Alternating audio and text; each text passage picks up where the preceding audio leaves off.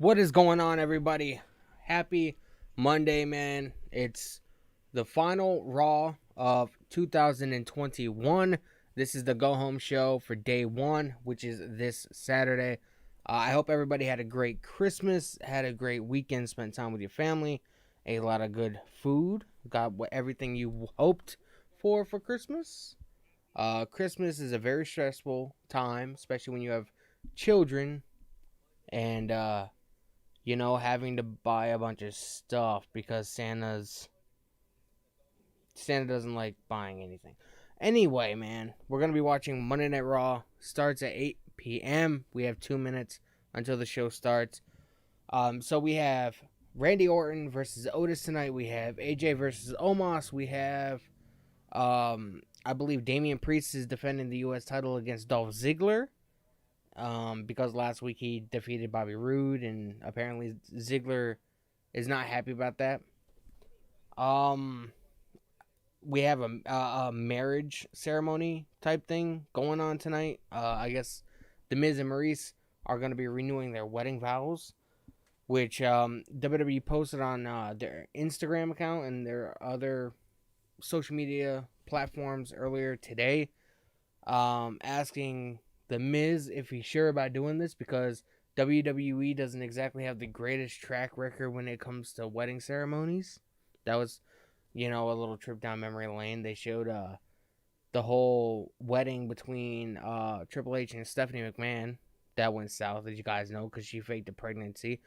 The last day and a half, the last 2 days actually, all day yesterday and all day today, I have been down the rabbit hole on the cock, man, on Peacock. I've been going down the rabbit hole all day, watching from 99.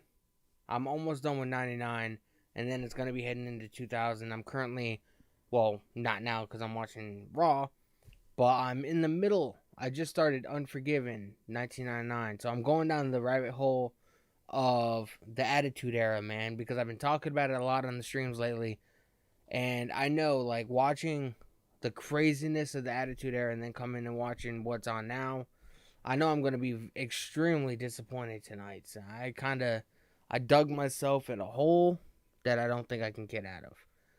So, we're watching Monday Night Raw tonight, and then after this, I'm going to be finishing up Unforgiven. The last SmackDown that I just watched, man, was insane. Triple H was in a bunch of random matches. He had a casket match. He had an Inferno match. He had a Boiler Room match. He had Brahma Bull on a rope match. Bunch of craziness, man. And then that was all in one night on SmackDown, man. An Inferno match, Boiler Room match, casket match. Like, that was all in one night. Triple H had to fight a bunch of different people in order to become a contender for the WWE or WWF title at the time at Unforgiven, which is what I was currently watching before I came on here. I'm going to be extremely disappointed with the show, man, watching that. Watching the Attitude Era and then watching what's on now, I'm going to be extremely disappointed. What's going on, Cedric? Welcome to the stream, man. I knew I could always count on you to hop on here and, shoot the shit with me for 3 hours. It's going to be 3 hours, man. 3 hours. As you guys know, this is the go home show for day one, which is I thought it was Sunday, but apparently it's Saturday. So I'm a little bit confused, or I was confused. So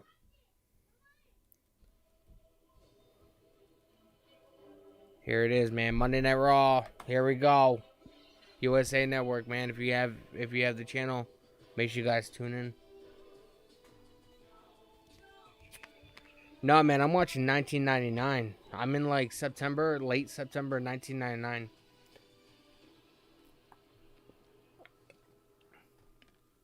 And I appreciate it, man. You've been in coming to my streams very regularly the last couple streams, man. I appreciate it.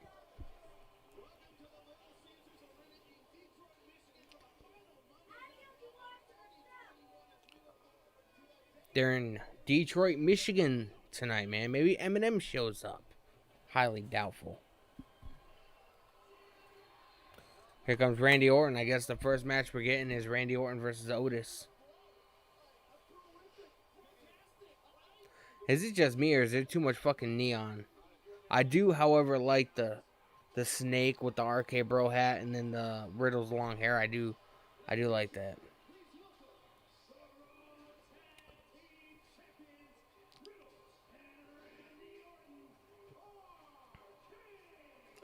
Riddle has a birthday hat on. Yeah, I didn't watch Rampage this weekend, man. I didn't. I did the family thing on Christmas, and then what did I do? I ate a lot of food. I didn't get home until 8 o'clock, and I was watching TV, and I literally ended up falling asleep until like 1 a.m. And then I ended up waking up. Yeah, I heard Cody won the TNT title. Thank God for social media, right?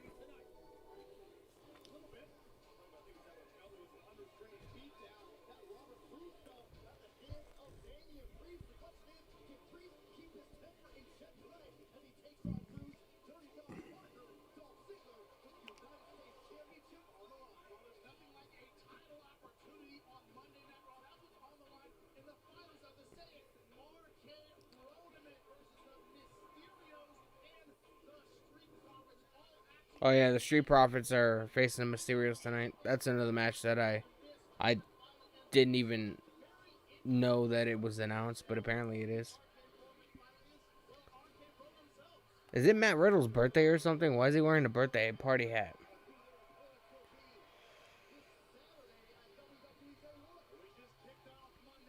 So yeah, I'll be here. I will be here Friday and Saturday. Man, I'll be here for SmackDown on Friday, and then on Saturday I'll be here for day one. We'll be watching it together. And that'll conclude I have a busy week, man. Raw tonight. I might do NXT tomorrow, depending on if I have time. Wednesday's Dynamite, Friday's SmackDown, and then Saturday, day one. So you guys are going to be getting a lot of streams and a lot of different kinds of content from me this week.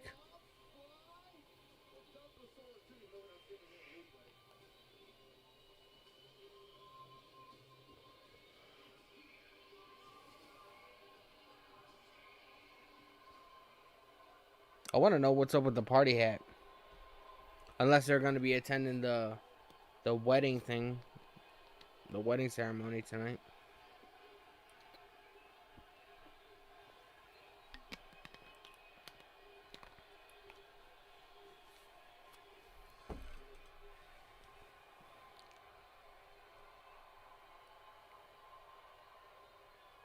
I remember when Randy Orton fucking hated Matt Riddle. I will. I don't want to say it'll be fire. I do think the build for it has been a lot better than it was for Survivor Series. I didn't know any matches that were happening at Survivor Series until fucking like 3 or 4 days prior to the event. So the build for that fucking horrendous. I do think it'll be a good show, but I'm not expecting 5-star matches the entire night. You know what I mean?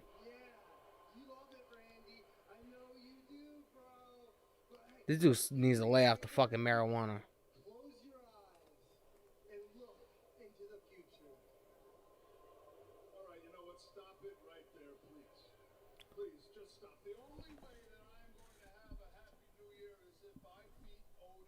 Oh yeah, it's New Year's. So Matt Riddle's trying to get in the mood to celebrate the beginning of 2022. This is the final Raw of 2021, man.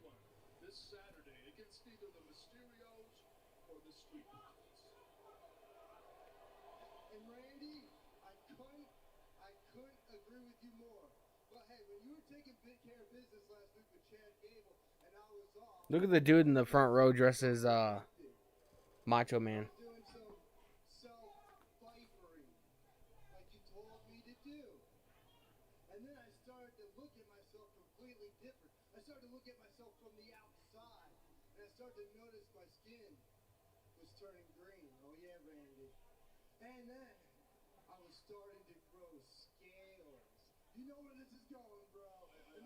Oh God. Riddle needs to shut the fuck up. Like I said, man, going from watching, the classic stuff that was the Attitude Era, Austin, Rock, Undertaker, Triple H, China, fucking Kane, Big Show, like watching that kind of stuff, the New Brood with the Hardys, the Dudleys, Edge and Christian, watching that stuff to watching this, man, there's really no comparison.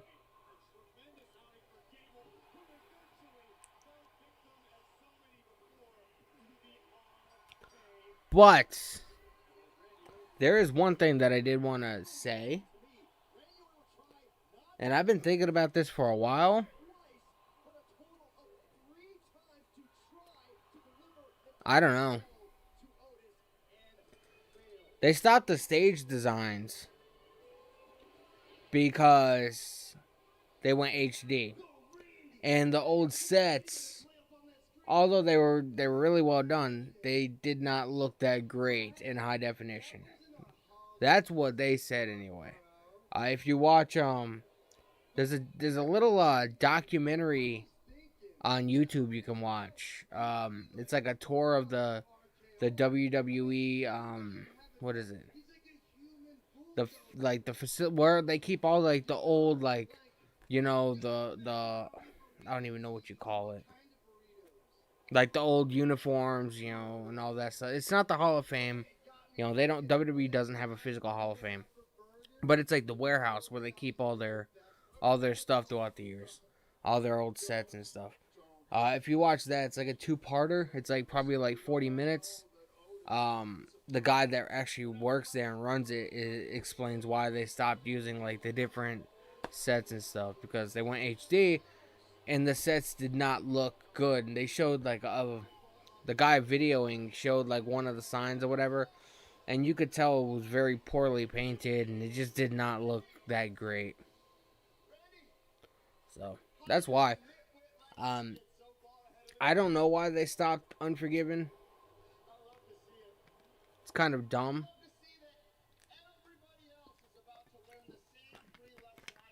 I mean, if I had it my way, I would have brought back Backlash, Unforgiven, No Mercy, all these old classic OG pay-per-views. But they probably felt that they were too extreme for a public traded company that WWE is today.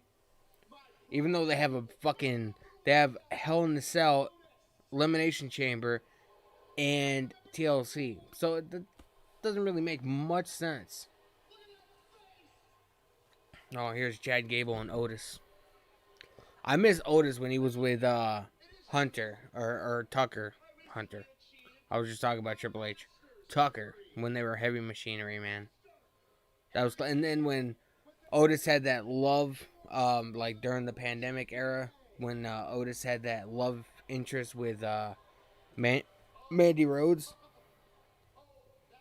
That was classic stuff. You want to hear a little backstory about a segment that they wanted to show on SmackDown regarding that storyline?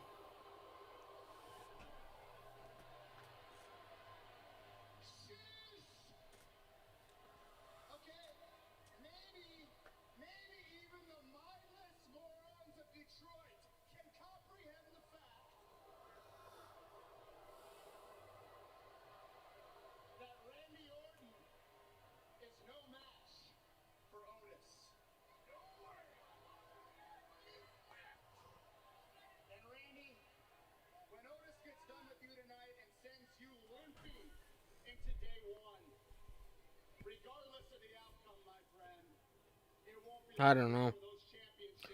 But when it comes to the storyline with Otis and Mandy Rhodes, they had a segment. I don't know if you remember it. They had a segment where Mandy Rhodes was supposed to be at a pool and Otis was, supposed to like be like her butler, like, bring her drinks and this and that, and you know the whole backstory. That was around the time they fired Zack Ryder. They released Zack Ryder. He was part of the budget cut releases back in 2020. And do you know, 3 days after they released him, they asked him if they could use his backyard and his pool for that segment. He laughed at him and told him to go fuck themselves. Well, he didn't tell him to go fuck themselves, but he was like, no. Dude, you just fucking fired me. Now you want to fucking use my pool? No, fuck you. See, WWE are assholes, man.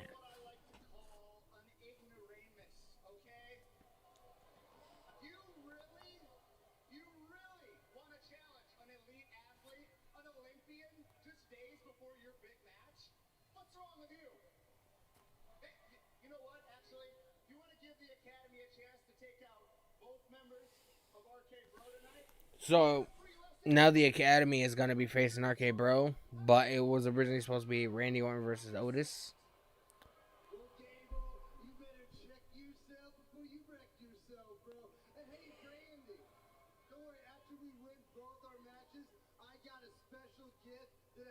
Also, it's going to be Chad Gable and versus Matt Riddle, and then it's going to be Otis versus Randy Orton. That's what I'm getting at.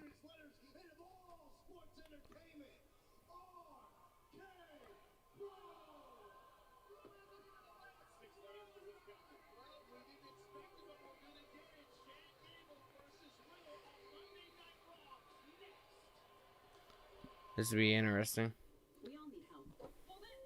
It's shocking they went to a commercial break.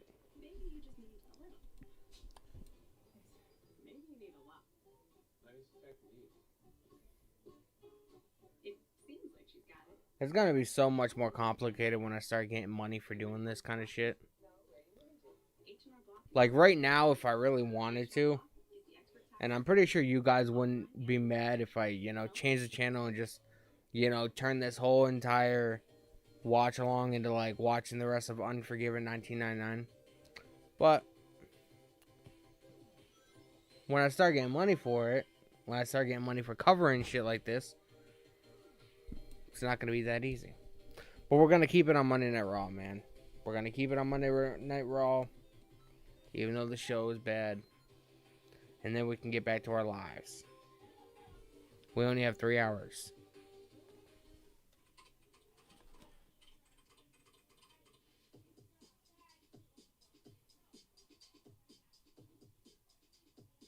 I want that keyboard, man.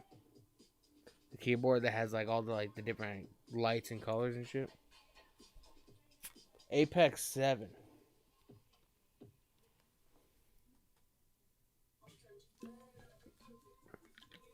I just got back from the store because I had to get dinner. I bought me a couple Sprites, man. So I'm not drinking a Monster Energy or anything tonight. I'm drinking a Sprite.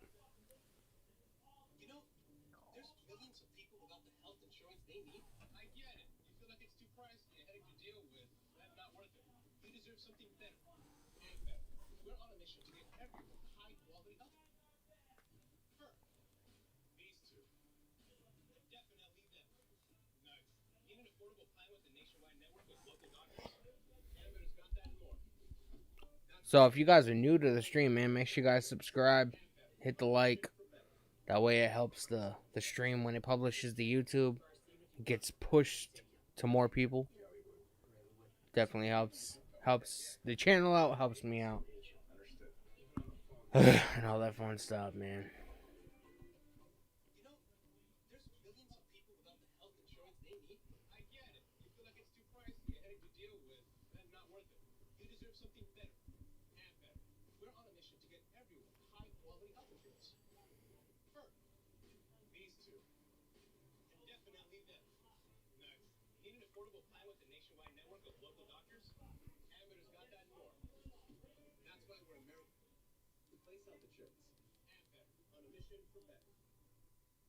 And better.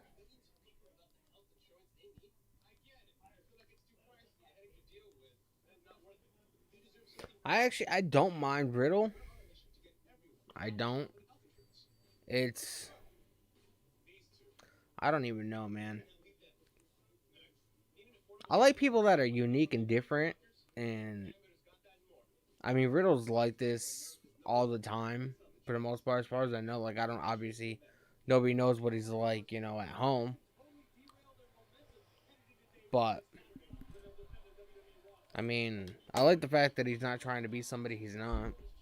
Here's Chad Gable and Matt Riddle now. You have Otis and Randy Orton on the outside like cheerleaders. They're doing like amateur wrestling style in the ring right now. I think both Riddle and Chad Gable were both amateur wrestlers. I know Riddle was. I'm not sure about Chad Gable, but I'm pretty sure.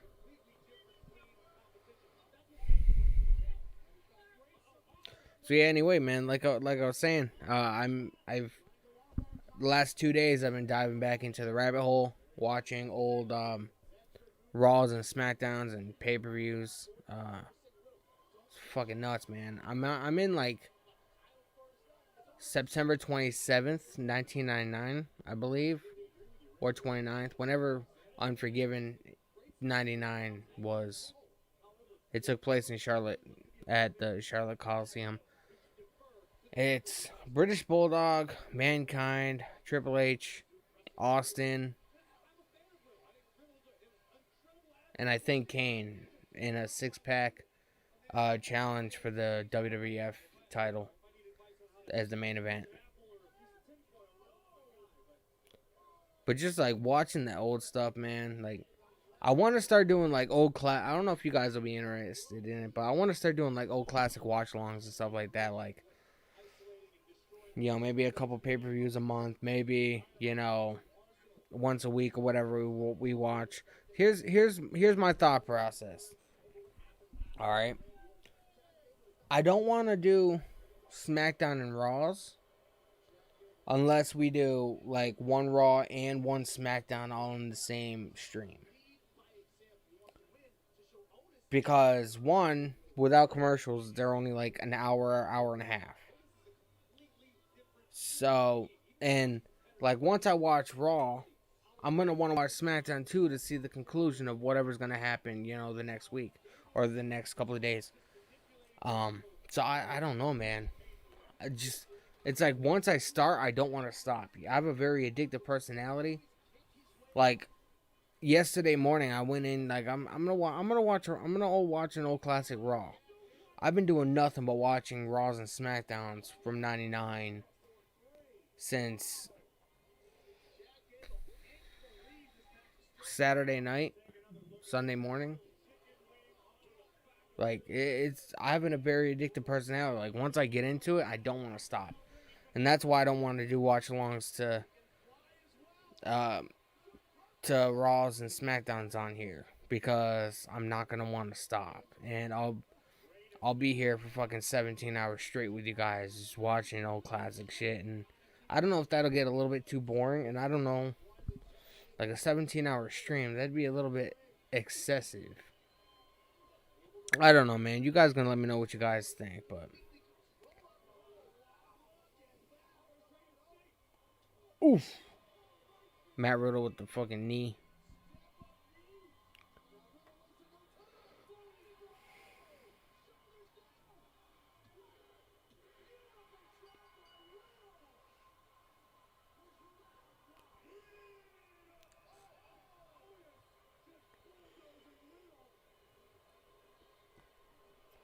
I guess now it's going to go right into the Otis and Randy Orton.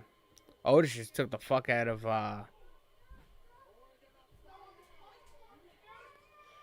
I know. I'll be right back, yo.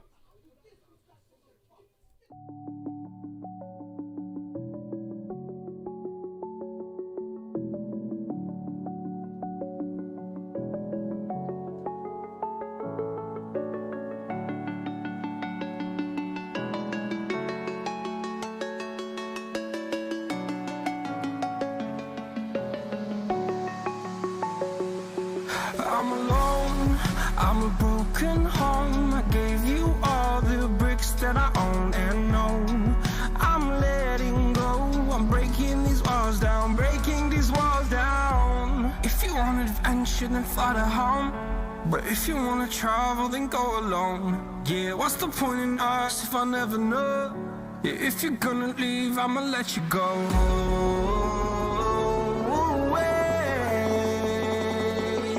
I'm tired of the pain. Go away. I'm tired of yesterday.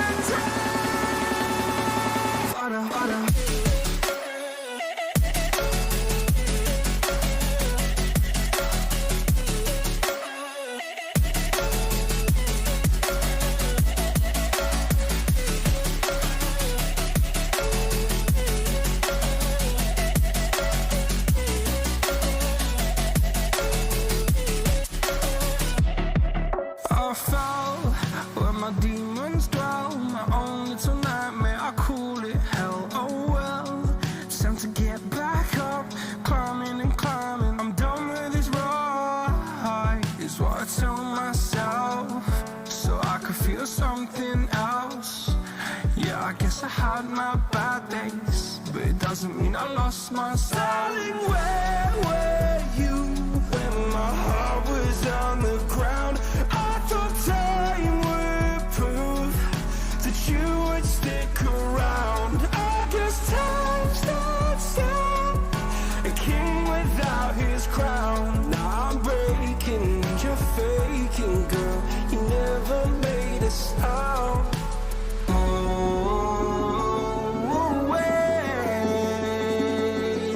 I'm tired of the pain. Go away.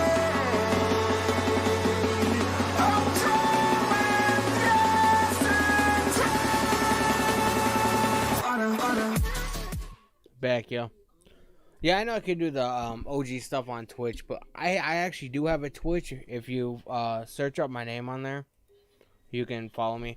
I haven't been on it in over a year, and nobody was ever, like, I used to stream games, like, straight, like, doing the, you know how PS4 has, like, a stream feature? Because I don't have a capture card, so I used to stream straight from the PlayStation to there with a cheap-ass little webcam. Nobody ever watched any of my stuff. I have, like, probably, like, 12 followers on there. So I don't know if it makes sense for me to stream on Twitch, too, because nobody would be over there. So, I don't know. I gotta think about it. Now it's Randy Orton versus Otis. Kill two birds with one stone, man. We get two matches back to back. Good stuff.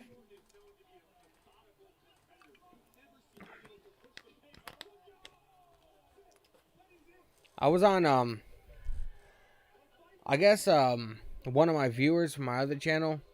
I was on Matt Hardy's, because Matt Hardy has a stream too called House Hardy on Twitch, and he was saying something or whatever, and on all caps I was like podcast, because Matt was saying he has an announcement coming for 2022, and I put podcast, and I guess a viewer from my my other channel asked if it was really me. Very surreal moment, man. I've never, like, I don't know. Am I that popular to where people would be making fake profiles about me? Or, you know, trying to be me? I don't know. But yeah, he was like, is that really Danny, the YouTube music reactor? I was like, yeah. It's me, man. So if you end up seeing the stream, I can't remember your name, but you get somewhat of a shout out. Yes, it really is me. So, I mean, if you guys want to follow me on Twitch, it's just my name. My name is literally right here in the corner. Just search up my name. And, I mean, if I get enough people on there, I might do something on Twitch. But right now, it just doesn't seem like a viable option because I have nobody over there. So,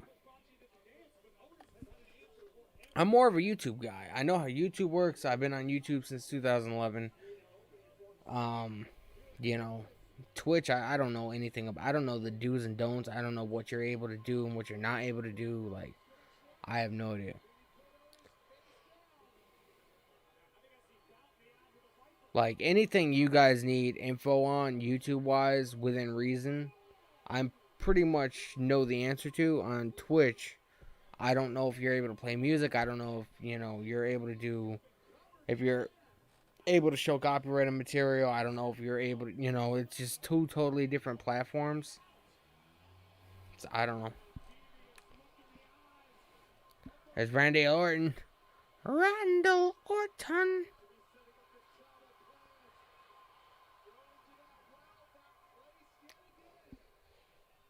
Oh, the Viper's about to strike. RK. Oh, RK bro. Oh, Otis blocked it. Scoop slam. Otis picked this man up like he was a newborn baby. Otis looks so fucking weird shaved, man.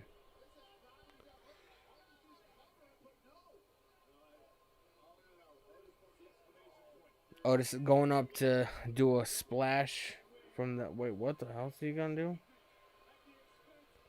Yeah, he's gonna do a splash. Oh. RKO. 1, 2. Randy Orton picked up the victory, man. So RK Bro won their respective matches this evening.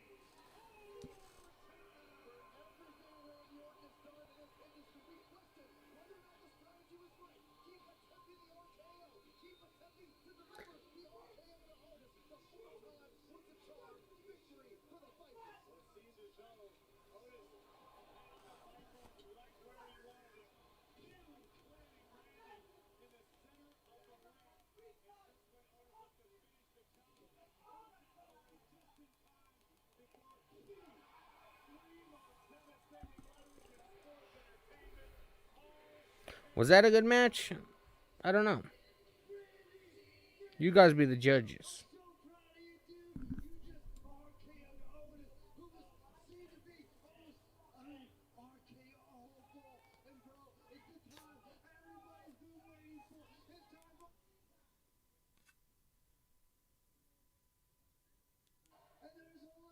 Look at the dude in the front row dressed as Macho Man.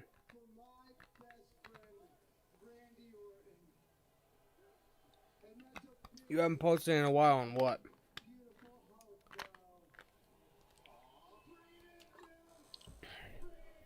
Do it, man. I'm not much of a UFC guy. It's just, I understand, obviously, it's a real sport, more so than obviously WWE is. But I'm into story, you know what I mean? There's not much of a story in UFC. It's all about, just people fighting. I like storylines, which is why I like pro wrestling a lot.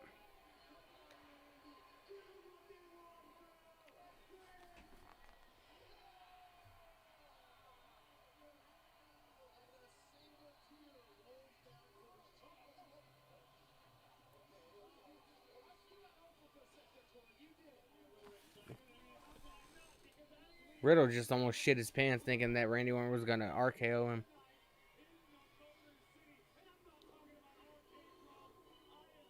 No, tonight.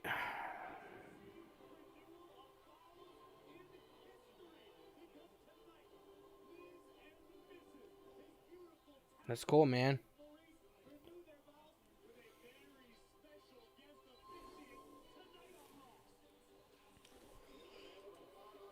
This man fought Edge last night in a...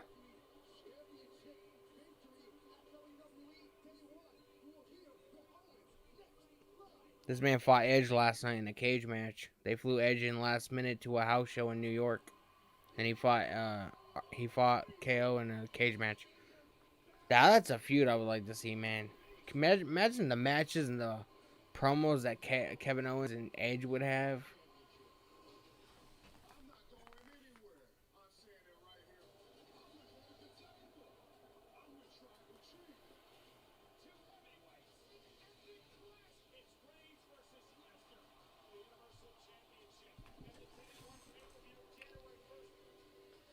How do you create thumbnails?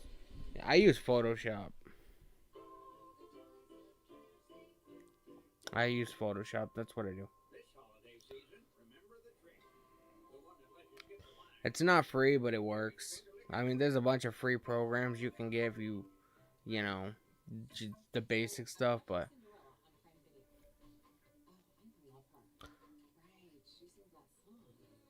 not that my stuff is really that complicated compared to a lot of other people's. But it works for me. I've been using Photoshop for the last several years. 2015, I think. 2015, 2016.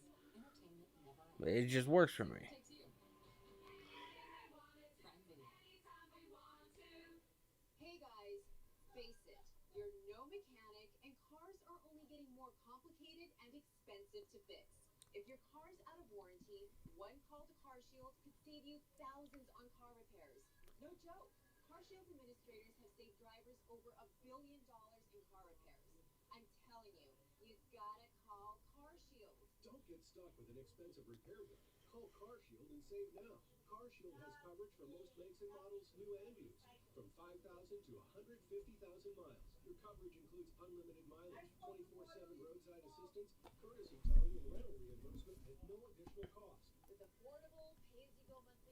I don't like this mouse, man. I like if you it's a USB mouse, and if you don't touch it for a certain amount of time, it like goes goes to sleep, and you have to fucking click a button for it to start working. Trying to follow what apps? I mean,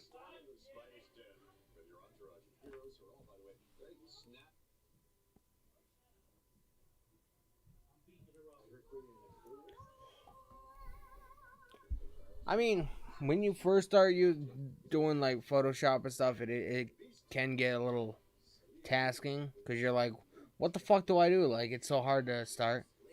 Um, thumbnail pictures. Thumbnail pictures are usually between 1280 by 720. That's like that's what mine are anyway. Um, so it fits perfectly. So 1280 by 720. That's what you want. And then you just pretty much go from there, man.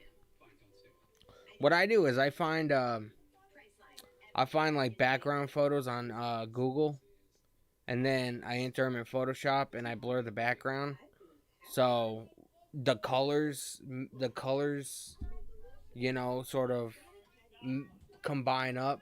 Like I don't even know what word it is for it, but it blurs the background or whatever. Gives it a nice, especially if it's a colorful picture, it gives it a nice tone to it. And then, like if it's a reaction video, I usually search up the video on Google. Use the thumbnail for that video that the music video that I react to, and then I put that usually about 600 or 700, and I put it next to where I'm gonna be, and then I have a bunch of pictures of myself that already have like it's just me with no background, so I copy and paste that into the picture, then I put the name, and I put like a white outline, and then I put like a color in the back of the picture. That's pretty much what I do. It seems complicated, but it's not. I've been doing this so long.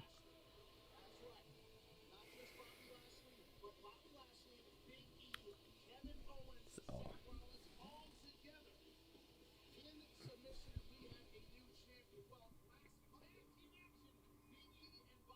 They're showing a recap of what happened last Monday. Not that anybody gives a shit.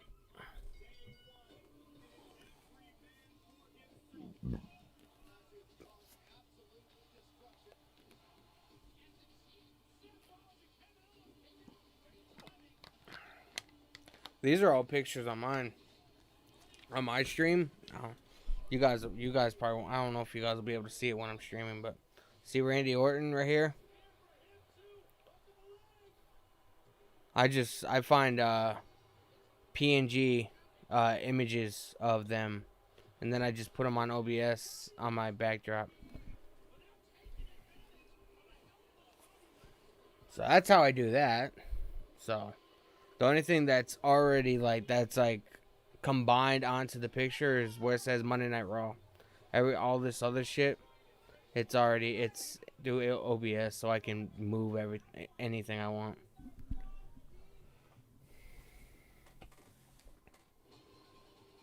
Oh, that curb stomp was by Seth Rollins.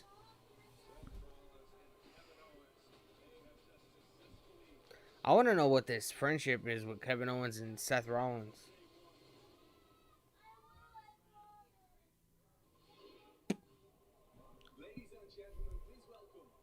We about to hear what Kevin Owens has to say. Kevin, thanks so much for taking the time to speak with me. Last week, you and Seth Rollins had a huge impact in the aftermath of your match, Bobby Lashley and the WWE champion Big E. And it just so happens that we've just received a video message from the WWE champion. Let's take a look. At WWE Day 1, I defend my WWE Championship against Seth Rollins, Bobby Lashley, and Kevin Owens. Now the whole world wants to know, will one of these men use my champion's disadvantage to their advantage and climb the WWE mountain like Sir Edmund Hillary? Now we spent the last couple months talking about these men and their motivations. But for me, to do what I can best, For the most part, you can some certain stuff. There's a bunch of tutorial videos on YouTube. starting my life over at 23. They have videos from 5 minutes to fucking 3 hours that you can watch, and people go through everything that you need to know about Photoshop.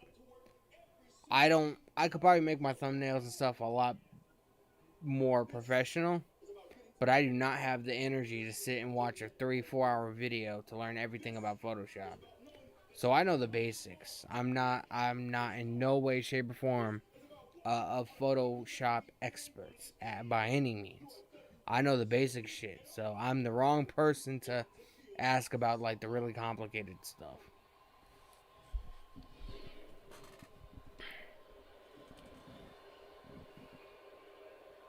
You know, Biggie's wrong, okay? I heard all of that. You know, it's about his story, it's about him overcoming the odds, it's about him showing up for work every week. What about this week, though? That's why he signed from his house. I'm here. I show up for work every week. It's about my story. And you know what my story is? Kevin. Your name's Kevin. I don't like it. Pick another one. You have 1 week to think about it. It's about my story. The important Kevin story. And my story so far. Everything is all about my What's going on, man? Welcome to the stream. Welcome to the stream. title match day 1. Me and Seth Rollins are best friends. And as such, last week, our plan, my plan, it was my idea. We took I wonder if Did you see it now, Kevin? It was amazing. It was my idea. I wonder if Kevin Owens and Seth Rollins are gonna team up together in this match, take out everybody else, incapacitate everybody else, and then it'll be one. One of them will turn on each other, and one of them will end up trying to get the victory. That's what I think is gonna happen Saturday. Your name's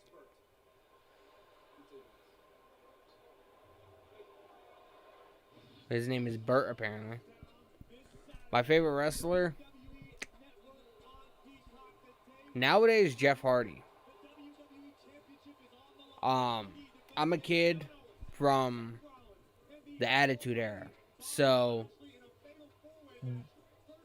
what era are you talking? Attitude Era, Ruthless Aggression Era, now, like new era? I don't know. Here's Dana Brooke.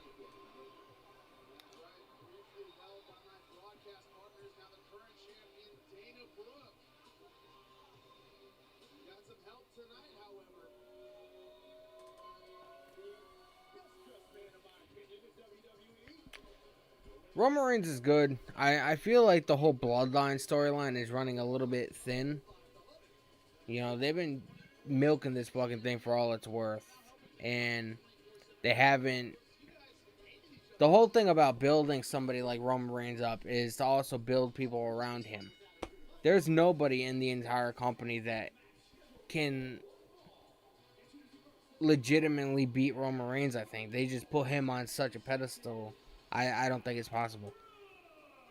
I'm not an anime fan. I have animation shows and movies that I fuck with, but as far as like anime, I'm not a fan. I could never get into like Dragon Ball and what are the other ones? Uh, there was one that's one of my buddies was trying to get me into. It was like about vampires or something. It's just I can't get into it. I've never been a fan of anime. Like I liked Yu-Gi-Oh, I liked Pokemon like when I was, 8, 9 years old, but other than that, not really into it. Hey man, can I get in on this? Oh, Wingstop? Okay. What do you want? Seem like a bonus guy. You know you want that sauced and tossed Wingstop where flavor gets its wings. I wouldn't do that if I were you.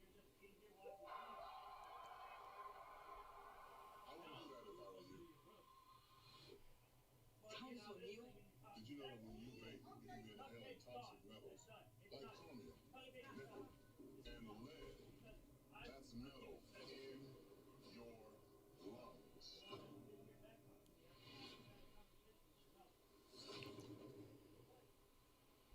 Remember back in the day they had an anti-smoking.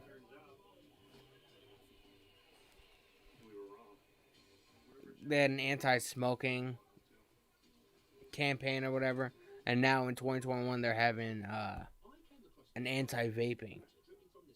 Everything is anti. So let the guy to insurance agency help you with homeowners insurance and protect yourself from things like fire, theft, or in this case, water damage. Seven Deadly Sins. I think that's a show that one of my buddies was trying to get me into, but I just, for whatever reason, I just could not get into it. I'm just not an anime person, man. It's just my wife likes anime, but I'm not.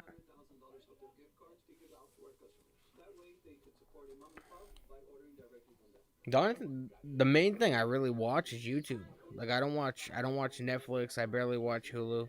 If I'm watching Hulu or something, I'm watching Law and Order Special Victims Unit or something like that, or Breaking Bad. Breaking Bad is my shit, man. If you guys have not seen Breaking Bad, watch it. It's fucking nuts, man. Mr. White, Jesse, you have to be very precise. Come on, man. I cannot like Bryan Cranston. Breaking Bad to me is the greatest show to ever be on television.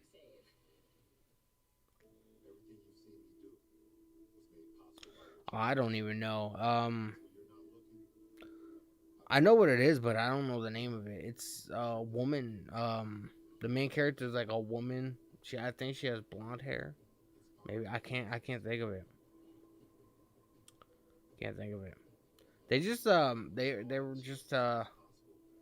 they were just having a movie come out in theaters or something about her. Or it was like a one-time deal thing. I don't know. I'm not into it, so me and my wife never talk about it.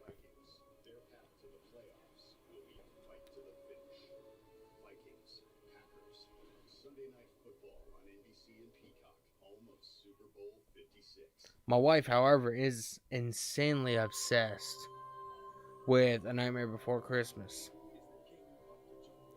Fear Mahan! I'm convinced this guy's never coming to Raw. He's been having coming soon promos for the last 3 months almost. I'm convinced this motherfucker's never coming. There's Dana White and Reggie.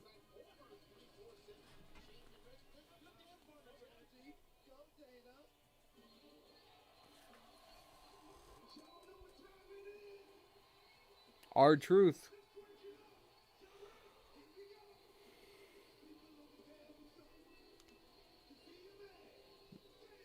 What's up?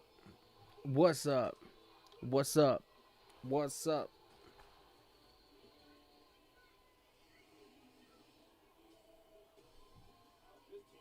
Here comes Tamina.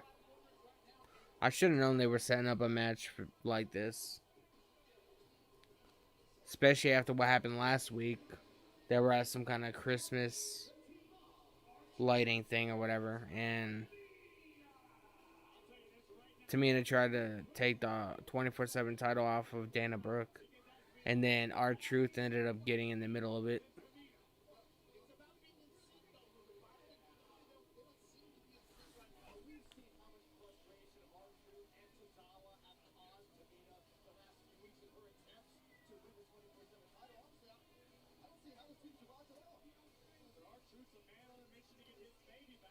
So I don't know if this is a mixed tag match or if it's Dana Brooke and Tamina with Reggie and R-Truth in their corners. I don't know.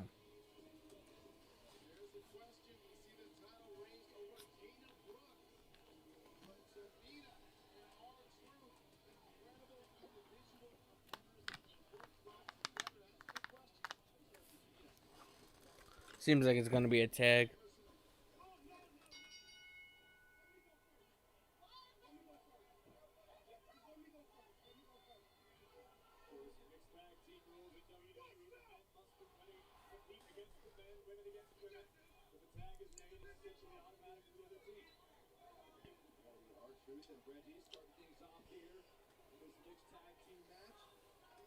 R-Truth and Reggie are starting out for their respective teams.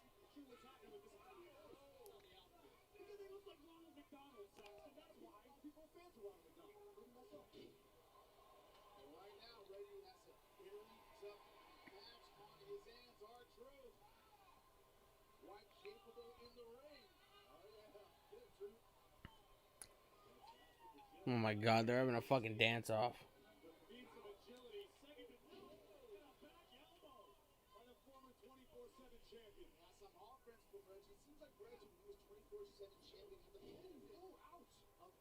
They just headbutted each other. Does anybody really care who wins this match? I'm legitimately curious.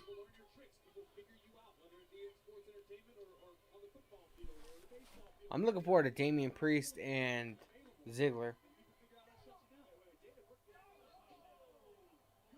Even though we already know who's gonna win.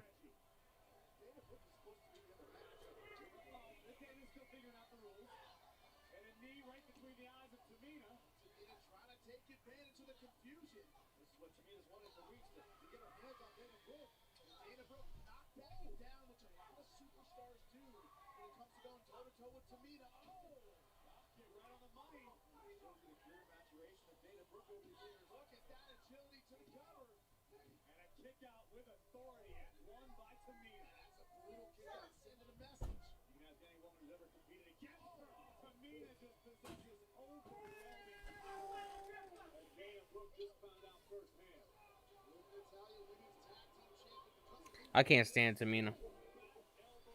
She really does nothing for me.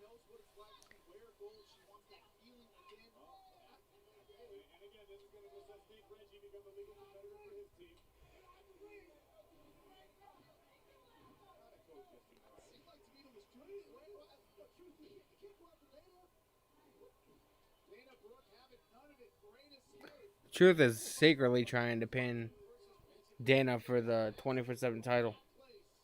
You know what the fuck he's trying to do. Wow.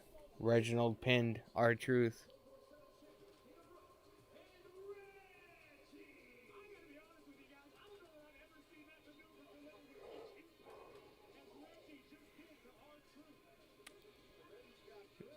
Wow.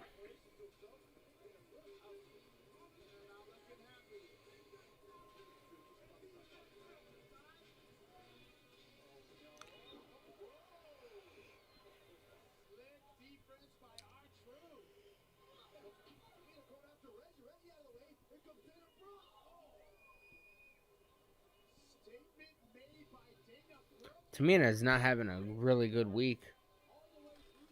Last week she tried to pin Dana for the 24/7 title. This week she tried to beat up R-Truth, Reggie, and Dana, and they all slid out. And although the Queen battled valiantly, the Australian superstar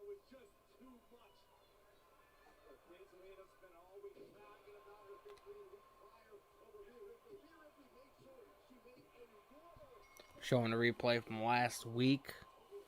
Queen Zelina versus Rhea Ripley. Nikki Trash. Nikki, do you feel that WWE management made the right decision barring you from ringside last week during Rhea Ripley's rematch with Queen Zelina? Nikki Trash. As we just saw, Rhea was victorious without her. And Rhea doesn't need her help. And we chose to be tag team partners not because we needed to, but because we wanted to. As an almost superhero, I like to think that I've inspired Rhea, even though I've been a little down on my luck lately. And Rhea's pep talks have helped put me in the right mindset. Queen Zelina and Carmella every week trying to get in our heads and bring us down. I can't stand this superhero gimmick, man. It does nothing for me. It does not benefit her in any way. It's pretty much pointless. Almost pointless. Rhea and I officially challenge Queen Zelina and Carmella to WWE Women's Tag Team Championship rematch. Woo!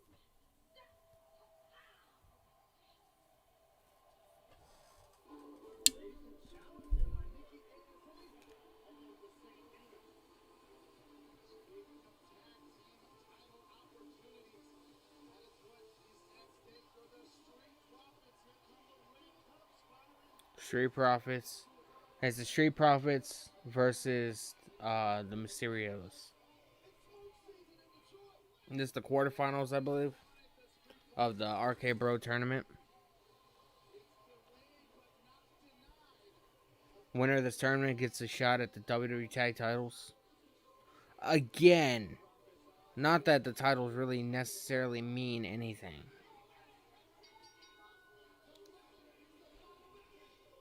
Sultans of Swag. Bronament.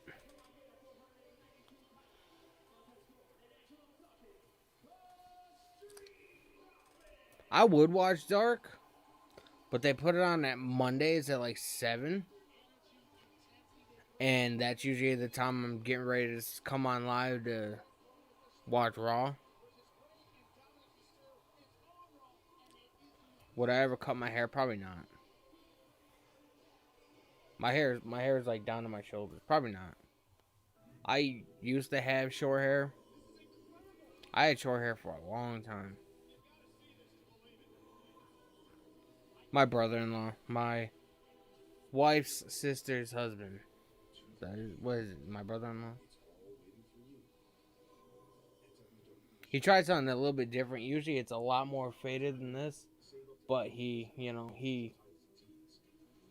didn't go as short as he usually does. He wanted to try something different. So I was like, alright, fuck it. It's usually like faded, but it looks bald all the way around. But yeah, my hair. I just wish more people knew how easy it was to get health coverage. I'm only paying $52 a month, but there are quality plans for even less. My job doesn't offer health insurance, but with the new law, My hair is long as fuck. I've had long hair for years. I started growing my hair after high school, maybe.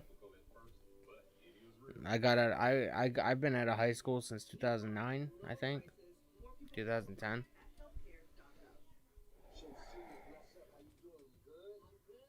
So, yeah. This is why I love Pandora, because I discovered you on Pandora. Yeah? Yes.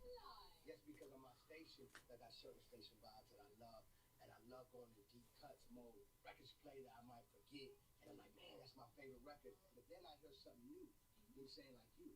Yeah? Yes. Big up. Appreciate it, man. See, I'm keeping it blessed over here with me and DJ Khaled.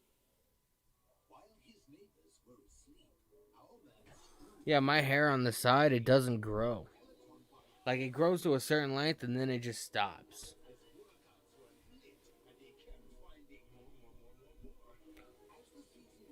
Yeah, in the year 3000. I was thinking about the year 4500. That way we can all be dead, and we won't have to watch the atrocity that is Veer Mahan.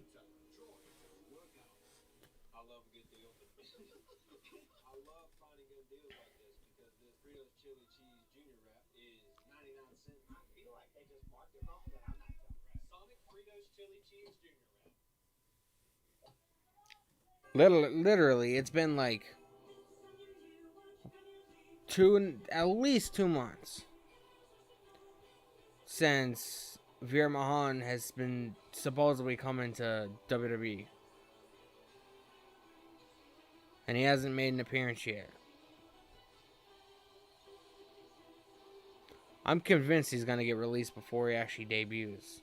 Look what they did to Aleister Black, man. WWE released somebody like Aleister Black because supposedly they didn't have a creative direction for him. What the fuck is going to happen to somebody like Veer Mahan? If they release somebody like Aleister Black, Bray Wyatt, I'll even throw Karrion Kross in there because Karrion Kross was a badass before he made the transition to the main roster. Like, if they didn't have a creative direction for them, what the fuck is going to happen to Veer Mahan? He's going to get lost in the shuffle real fucking quick. He's going to be Nikki Trash's bodyguard. That's what's going to happen.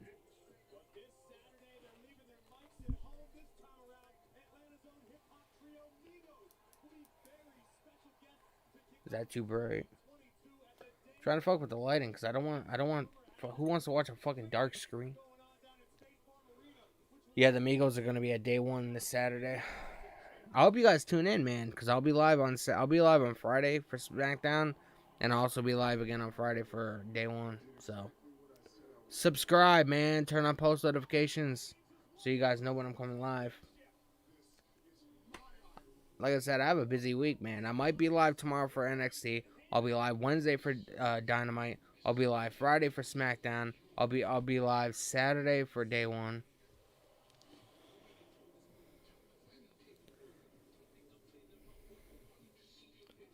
Well, I'm a fan of Roman. I like what they're doing. It's just I feel like the Bloodline story is running a little bit thin. They haven't done anything to build anybody around Roman, you know? So, legitimately, there's nobody on the main roster that I can think of that would be considered competition for Roman Reigns. They put him on a pedestal that nobody can reach. So I think it's hurting him more than it's doing more damage than it is good. That's me personally.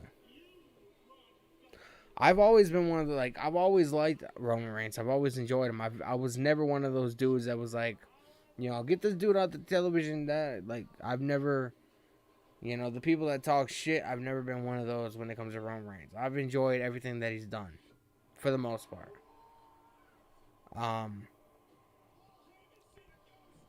But my whole thing is, yeah, this Bloodline thing was cool, but they haven't done anything to build any other stars around the whole story. So they had to have Brock Lesnar come in and not win the title, because you damn well he's not going to win. Roman is not losing the title on day one. VOR, what is that?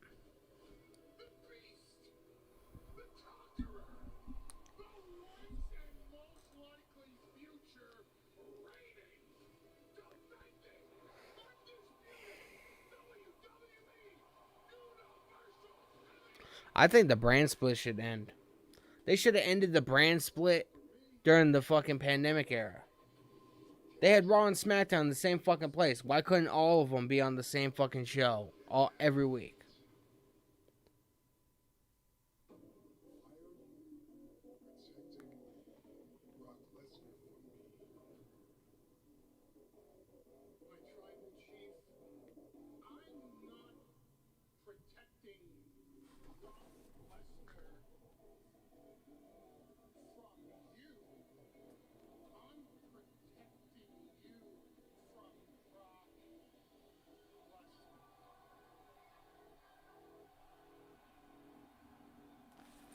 I definitely think Paul Heyman's going to be a factor in the title match of day one. I think that's going to happen. I think this whole thing, them Roman, the Bloodline firing Heyman and, making Brock Lesnar seem that Heyman is switching sides to being in Brock Lesnar's corner.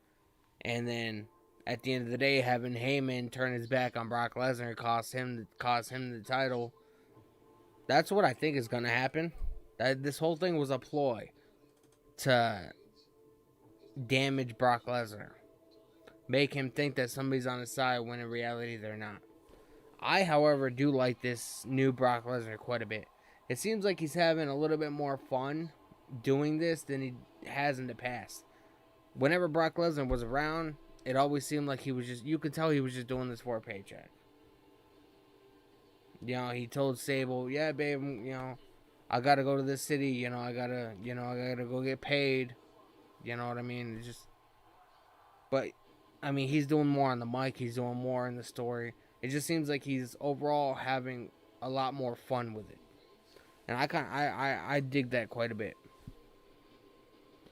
So, I guess Saturday we'll find out whether Heyman, although Thursday or Friday on SmackDown, Heyman said that maybe this is the end of my career. Maybe I'm done. You know what I mean? But also that could also be a ploy to think that Paul Heyman won't be a factor in the title match of day one. I don't know. Oh my God, I almost forgot the Street Profits were wrestling. They've had so much commercials, and they probably have had their music playing for fucking like 10 minutes. Here come the Mysterios.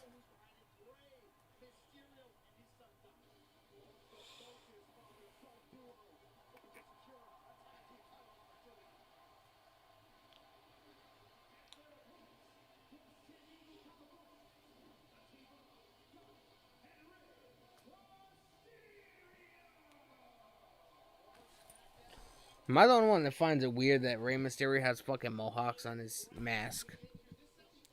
I have no idea what that's supposed to symbolize, but I'm pretty sure mohawks are not part of his heritage. But I could be wrong.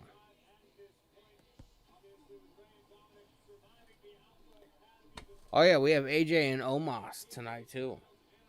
I really honestly hope that's not going to be the main event, man. Fuck, that should have been the first match of the night.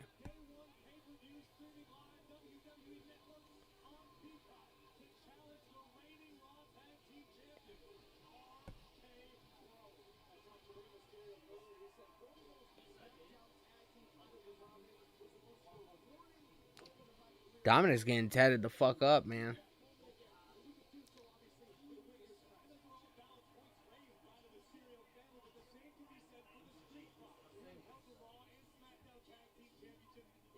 These arenas definitely seem a lot smaller than they did back in the day.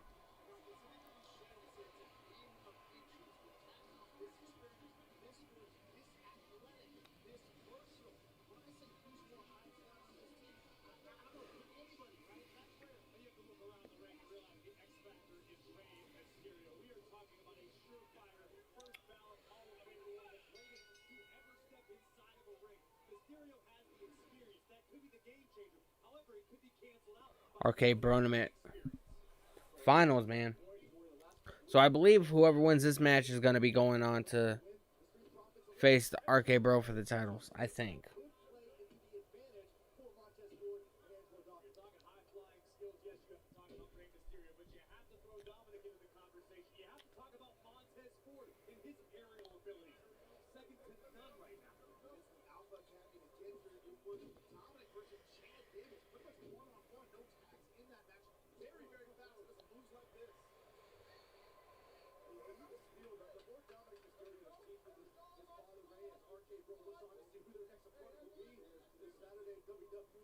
Of course, RK Bro had to be in the back watching on the monitor.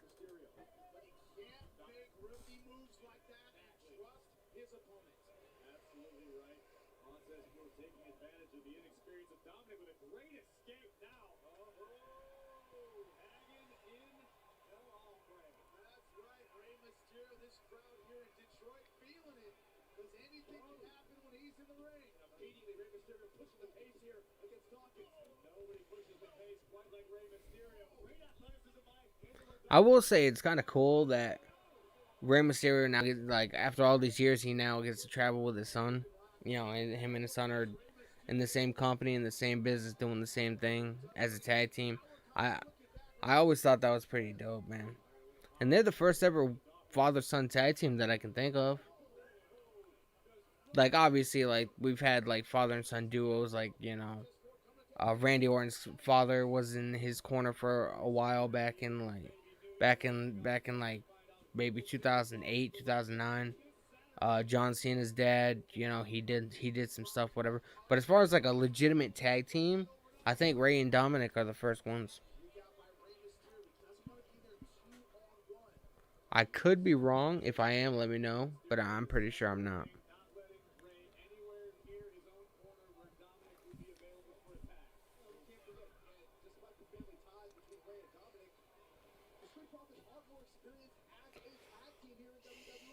Oh, 1, 2.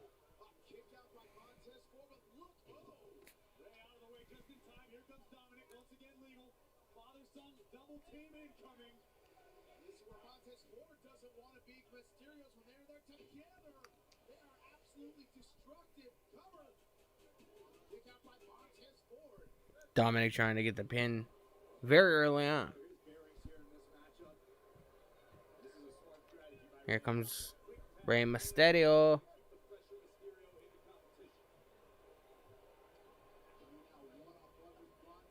Oof.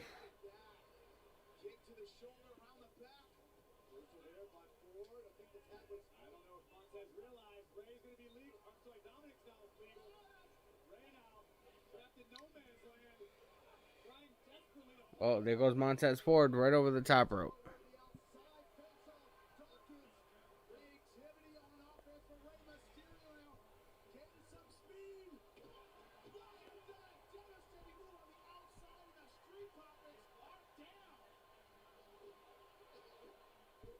Damn, the Street Profits are down. We're at a commercial break once again. Of course, you know, WWE doesn't do the whole picture-in-picture thing.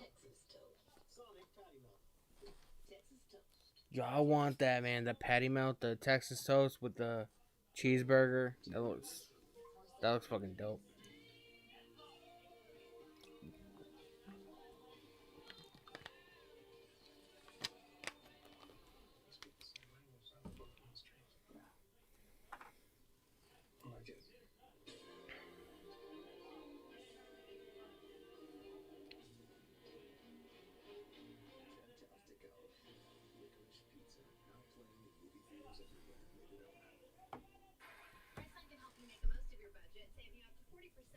Yeah. How are you guys doing tonight, man? I hope everybody's doing fucking fantastic. I'm doing good too. Hope everybody had a good Christmas, a good holiday. Can you guys believe we're almost in 2022? This is the final Raw of this year, man. Final Raw of this year.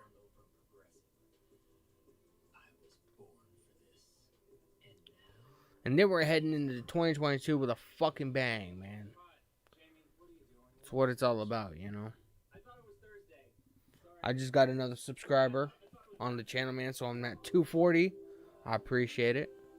If you guys like my content or like me, subscribe. Like the stream. That way when it publishes to YouTube after we finish up, it'll help it get pushed out to more people, helping the algorithm. I really appreciate it, man. My whole overall goal is to try and get 1,000 subs, 4,000 watch hours, and whatever else I need to monetize this channel. Trying to do things right, man. I didn't do things right with my other channel back in the day, so I got my monetization privileges revoked. But I hope things work out on this channel, man. Back then, I had no idea what the fuck I was doing, but this time I do. So, if you guys are new, please subscribe to the channel. I do go live a lot. Monday, Tuesday, Wednesday, Fridays, occasionally Saturday and Sundays for pay-per-views. So if you guys like this kind of content, subscribe. I just gotta talk to you guys, man, because we're at a commercial. There's nothing else to do, and I don't know. You see my cat behind me sleeping? That black thing? That's my cat. One of them, anyway. Sleeping on my pants.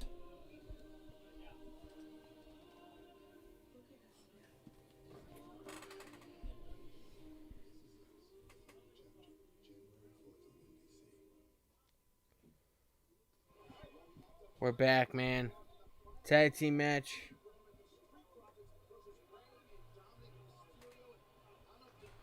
I wish I could show you guys the show, man, but I can't. I'm trying to be good on this channel. That and WWE. That's why I don't do reaction videos on my other channel of WWE content. Because every time I do, they take my video down. They don't like their material being broadcasted on a platform that isn't associated with them. So, if you guys want, tweet out or message or email WWE and be like, hey, assholes, we would like for people to start doing reaction videos. Ease up. If you guys are into that kind of stuff, I don't know.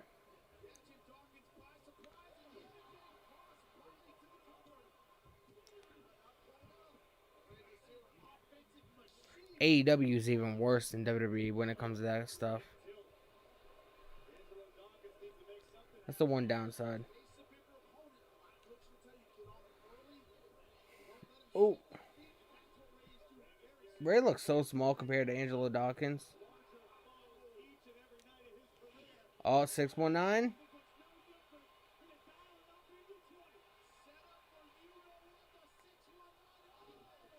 Angelo bopped right up, man.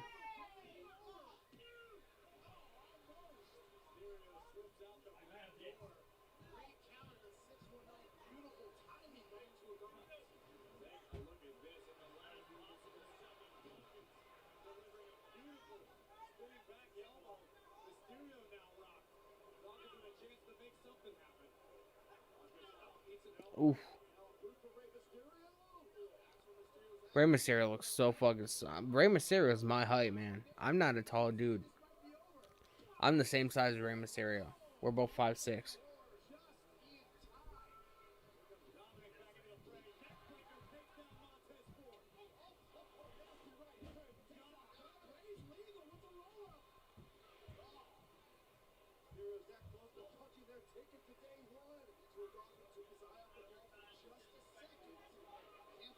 Oof.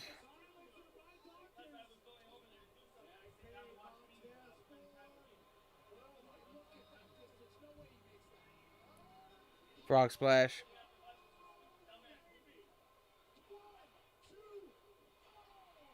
Dominic got the... Dominic broke it up. Dominic. Do I think Cesaro should be pushed? Yes. Will he get pushed? Probably not, because WWE does not like to do things that make sense. They like to push who they want to push and fuck everybody else.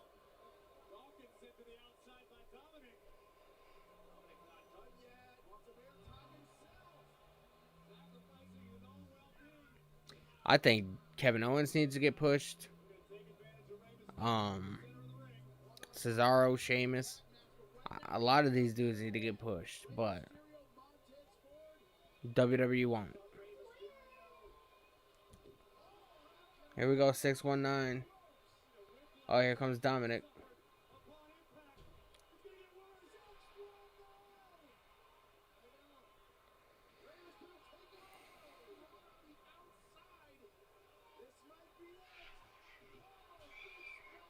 One, two.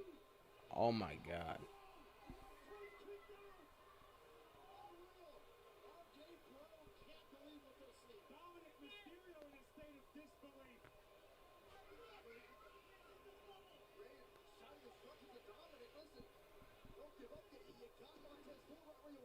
Dominic and most of the WWE universe here in Detroit thought this one was over. But Montez Ford defying the odds again. The Arcade Tournament Finals, the opportunity on the line at day one. I think that's why we're seeing all of this heart, all this resilience. They know what's on the line. This is double 619.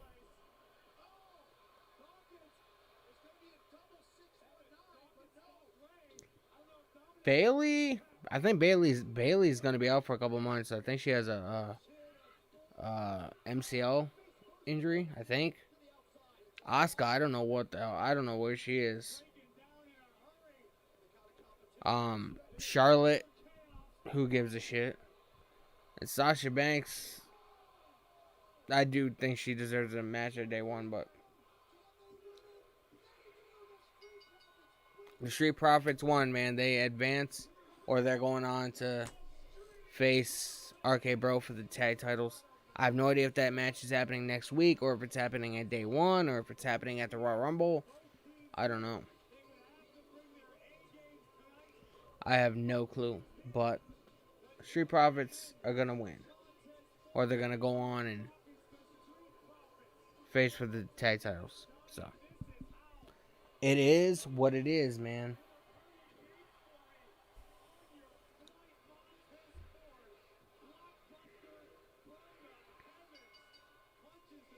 Montez Ford beat that man.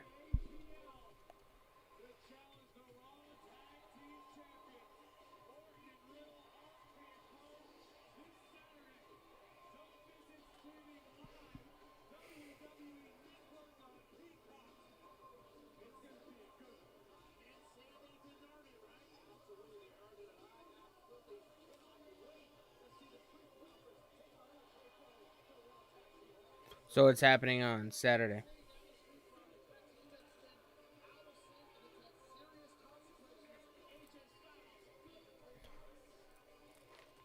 They made Tony Storm look like a joke. That's what WWE does, isn't it? That's what WWE does. Now they're showing a promo package of AJ and Omos. Makes me think that match is next. Hopefully. We still have 2 hours of this shit.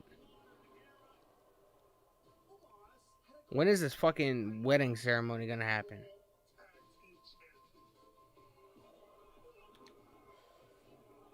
You guys have no idea, man, how much, like, I would give anything to go back to the Attitude Era. You know what I mean? And have WWE be that again. Like, people can think that I kissed Attitude Era's ass and, you know, this and that, but it just never got any. That was the gold standard when it came to professional wrestling, man. Like, my friends act like I'm crazy too, because every time we talk wrestling, I always talk about the Attitude Era, and they're like, dude, you suck their dick or something. Like, compared to this, I'd watch the Ruthless Aggression Era again. But like the Attitude Era, man, that was like the gold standard when it comes to professional wrestling. Like, I don't even know, man.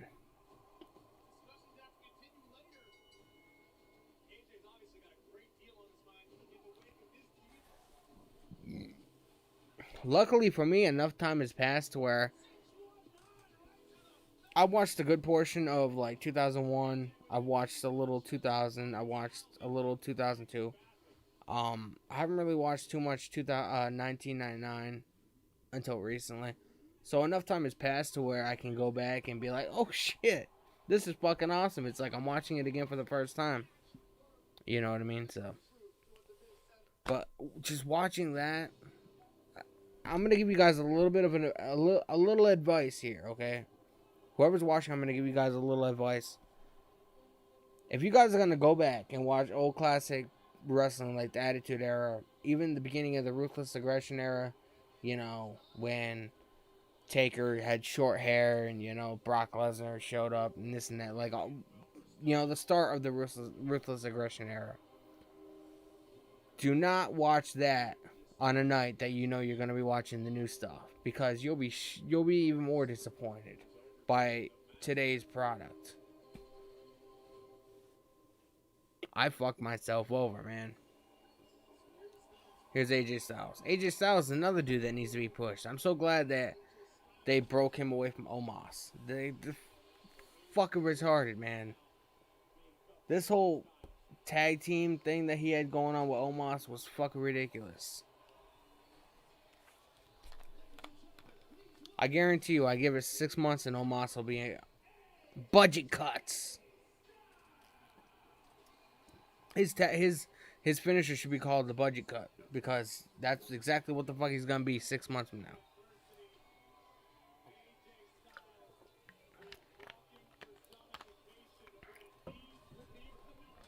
I feel him. Come here, asshole. I tried to pick up my cat, but he's like, fuck you. Leave me alone. AJ Styles in the ring. We're getting AJ versus Omos.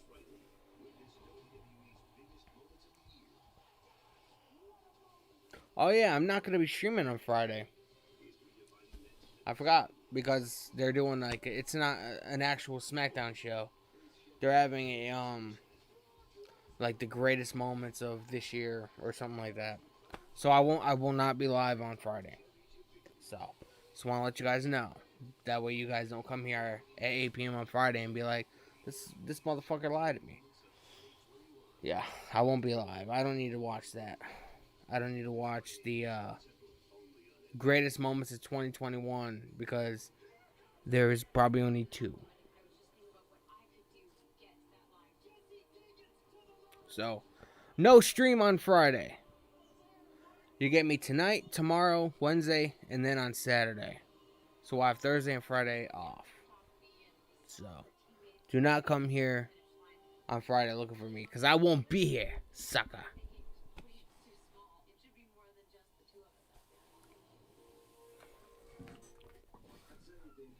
I was kind of disappointed because that's like the last SmackDown of 2021. Of course, I think that's the night the ball drops. The ball drops at like midnight, I think. So obviously, you know, they want everybody to be with their families and their loved ones and this and that and have New Year's Eve parties and this and that. I'll be watching the ball drop. Probably. I don't know. I want to go to New York, man. I'm only 2 hours, 2.5 hours from NYC, where I live right now.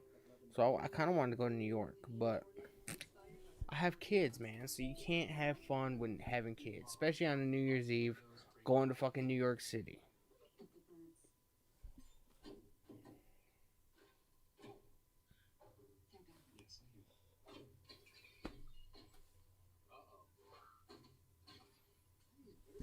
I'm about to eat pasta, man. My wife is currently cooking. I'm about to eat pasta, and it's gonna be absolutely delightful.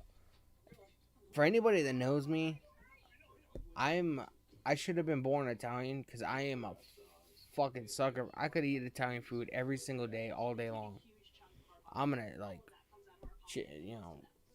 baked ziti, chicken alfredo, fucking spaghetti, pasta, meat. Like, I had an entire thing of meatballs last night. Watching old Raws and Smackdowns. I was like, I'm hungry. I'm gonna eat something, and I ended up just reheating fucking meatballs. I'm a sucker for Italian food, man.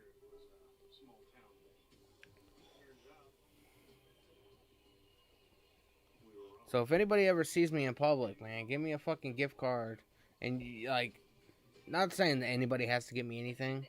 But if you feel the need to, you know how other content creators have like fan mail or whatever, like they have like PO boxes that people can send shit.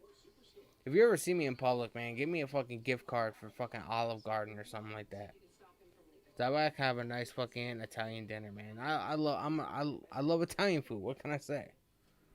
There's a reason why I'm not the smallest person on the planet, but it's just so fucking good.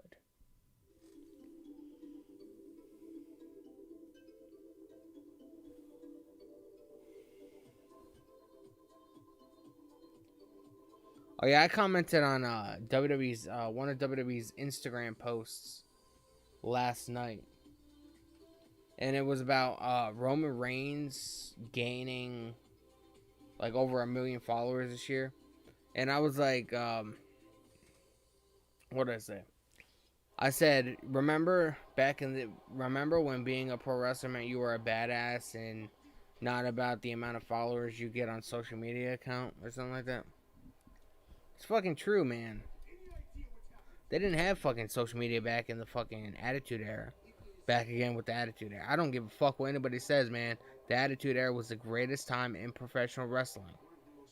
There's nothing anybody can ever tell me about that. The Ministry of Darkness, man. Need I say more? WWE Hall of Famer Eric Bischoff. Oh, God. Eric Bischoff is there tonight. Doesn't he live in Wyoming? What's he doing in Detroit? I've been to a few WWE weddings, and when I get your invitation, how could I say no? By the way, the experience, this is going to be, what is it you like to say? It's going to be must-see TV.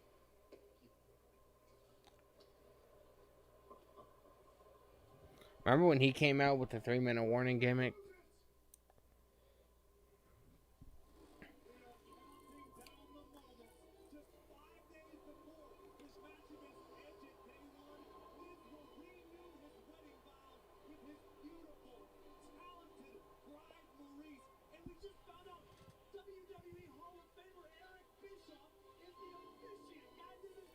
Eric Bischoff is the officiant of the wedding vows I don't even know what the fuck, like, what you would call it.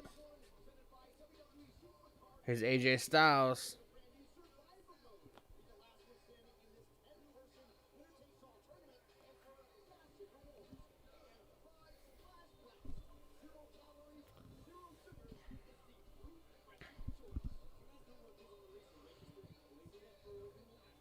Want none.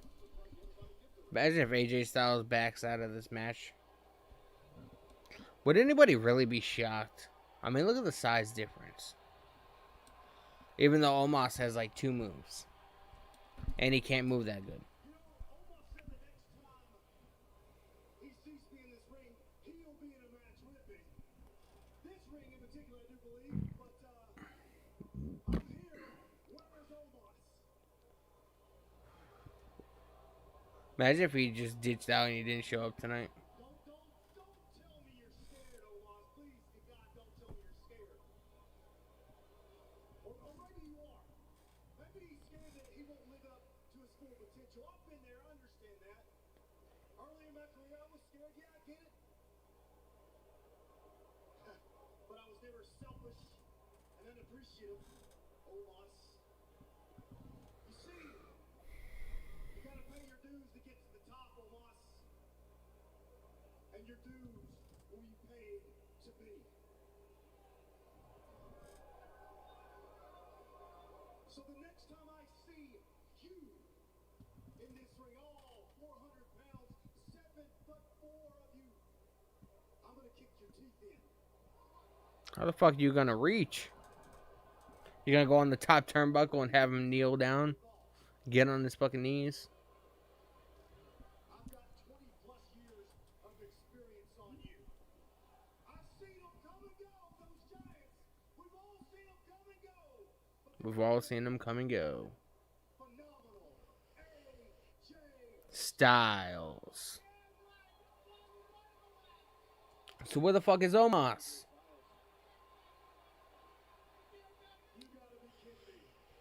Who the fuck is this guy? Oh.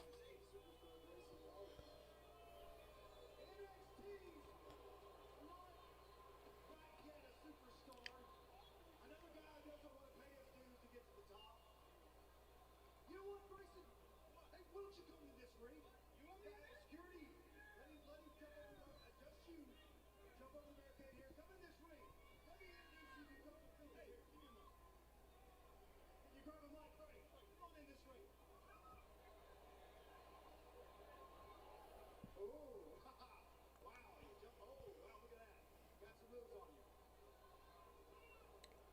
How about this? How about I introduce you to the WWE Universe? How about that? Bryson Waller, WWE Universe. Nobody cares. WWE Universe, Bryson Waller. Hey, cheers, lad. That's really nice of you. I thought since you came to my in NXT, I'd come and visit you and yours on Monday Night Raw and show the world what they can see every Tuesday night on NXT, the Grayson Waller effect. Pay my dues? You want me to pay Oh my God. dues? All I had to do was get under the skin of this WWE superstar, and you're begging for me to be in the ring with you. And I tell you what, I like it here. Mondays feel right. They're going to be even better when Omos is done with you, and I take your spot.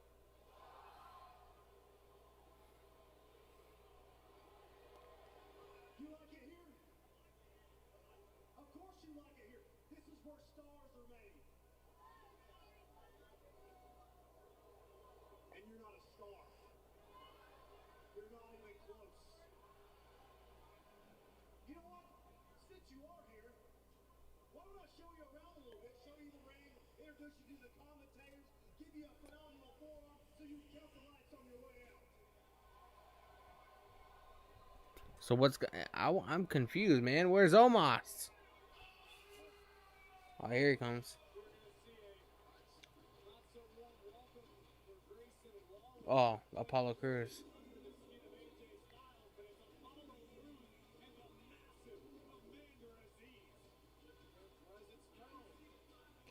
Is Omos like, did he ditch out?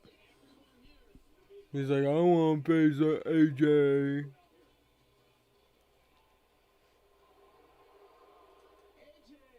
you and Omos are very similar to myself and Commander Aziz. But your giant has now left you, and we are a united front. AJ! Your giant This whole thing is nuts, man. Not nuts in a good way, just fucking ridiculous. Apollo Crews and Commander Aziz are coming out to talk to AJ. Why is he kind of? He has a similar face to, challenge accepted. Get your ass in. Damian Priest. Look at the size of Commander Aziz. I understand AJ Styles is upset. He's got a lot on his mind, but this is no reason to do something nuts. I agree with you, man. I don't think this is a wise decision by AJ Styles. So apparently Omos ditched out on Raw tonight. He probably found something better to do, you know, eating chili dogs, eating a spaghetti sandwich at Eminem's new restaurant that is in the middle of Detroit. There's a lot of things you could be doing other than being on Monday Night Raw. There's a lot you could be doing besides watching Monday Night Raw.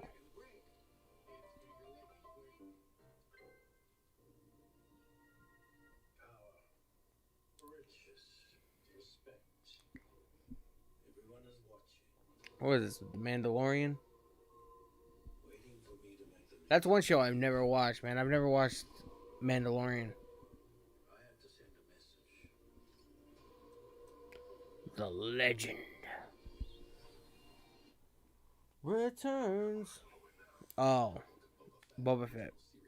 I thought it was Mandalorian. Hey, man, can I get in on this? Okay. What do you want?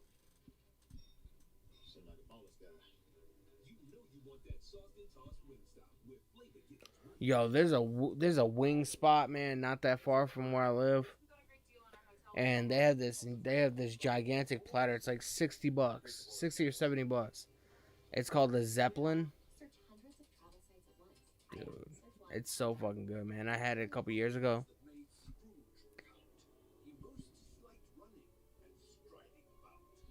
It's like fucking $60, $70 though. But it's like it could feed probably fucking like 50 people or something like that. Like it's a crazy amount of fucking wings.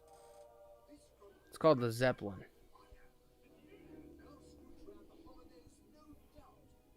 There's a reason why I don't order it often. I haven't ordered it at all.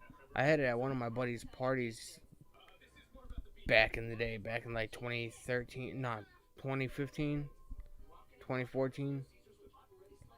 So fucking good though. 84% of people have subscriptions they've forgotten about. Truebill helps you save money by finding recurring charges. I downloaded that on my phone, but I don't know if it legitimately works. I'm afraid to put in my information. Truebill. Where's the app? I have it somewhere. But I don't know.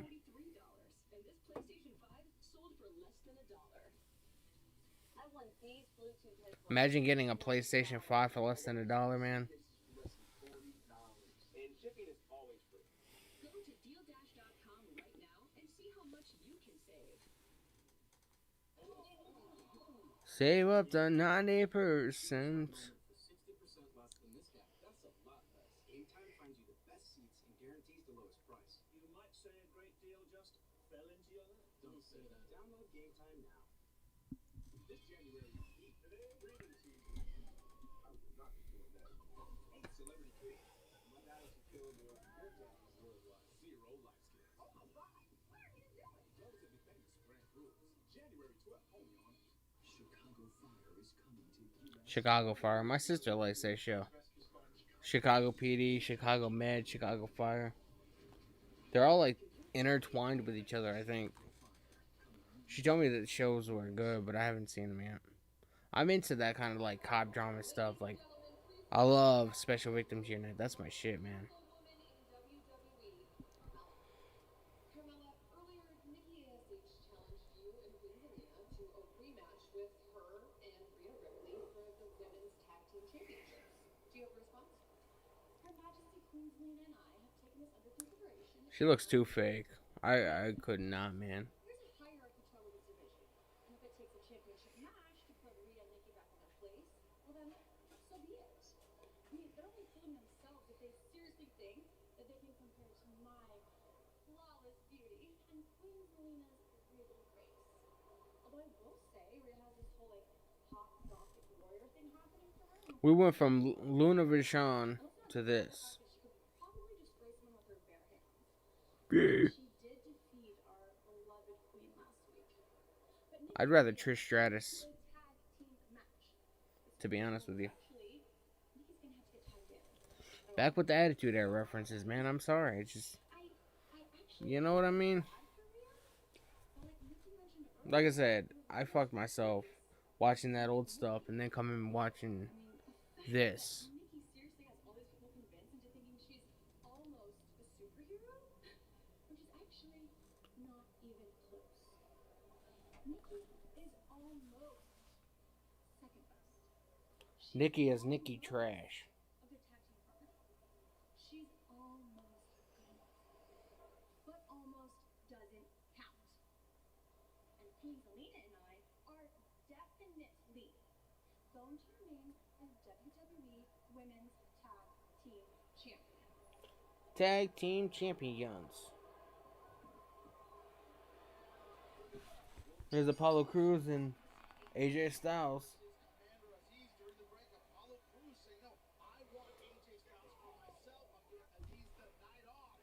Bring it to the most experienced superstars on the roster. Where'd Grayson Waller go? I'll be right back, yo.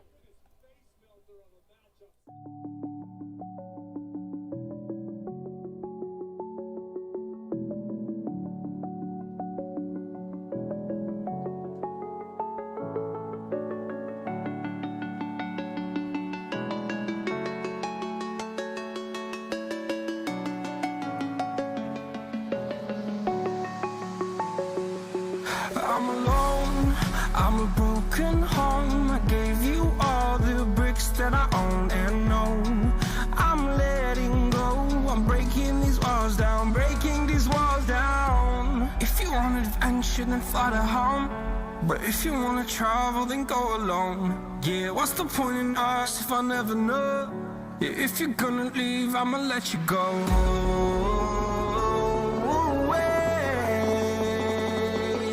I'm tired of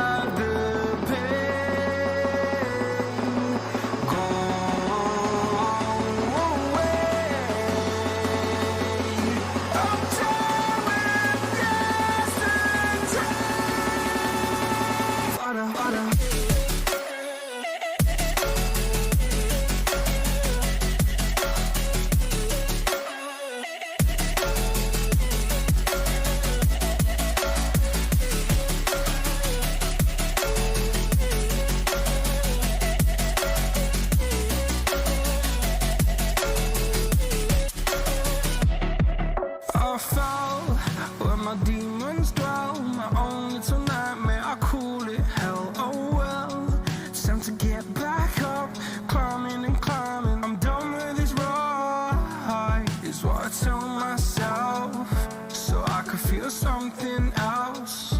Yeah, I guess I had my bad days, but it doesn't mean I lost my style. Darling, where were you when my heart was on the ground? I thought time would prove that you would stick around. I guess time stood still, a king without his crown. Now I'm breaking, you're faking, girl. You never made a sound.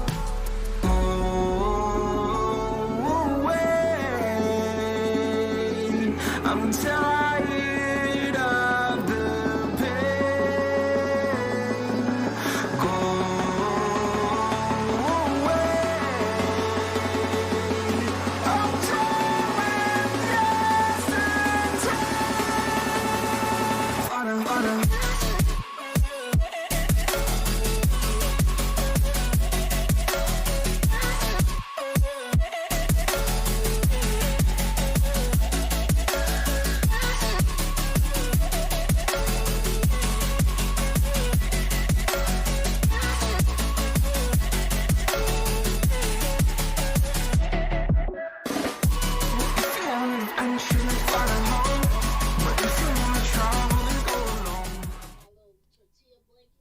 Back, yo, I had to go get my food.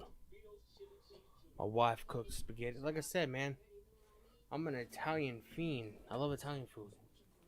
I don't care what anybody says.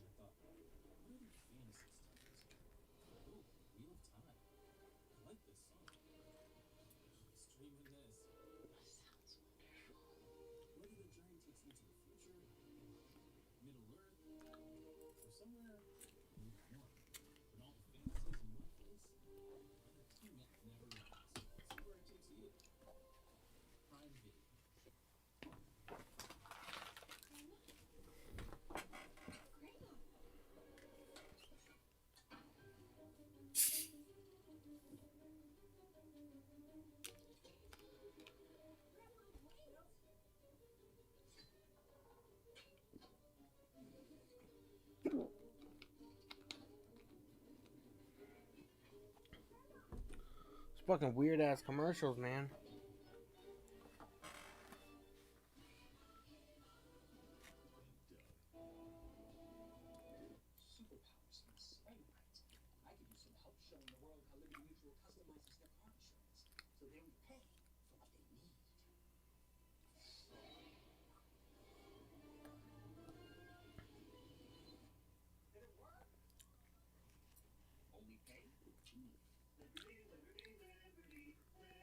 Did it work?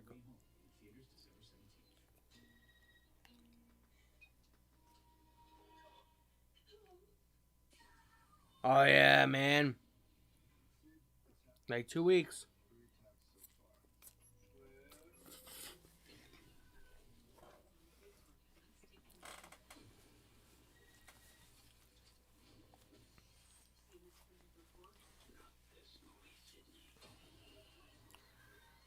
Two weeks until Scream 5 comes out, man.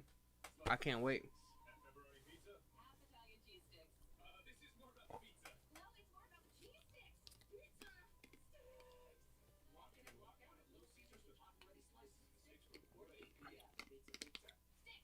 I shouldn't be the only one excited for Scream 5. I mean, well, I don't know if anybody on here is a horror fan, but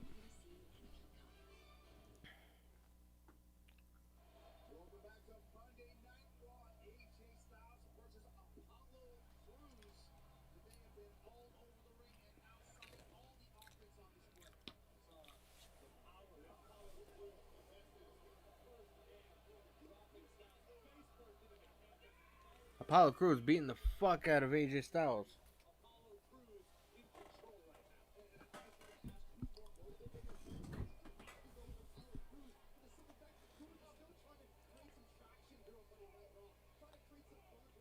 You know, I didn't even know Apollo Crews was on Monday Night Raw. That's how fucked up the booking has been.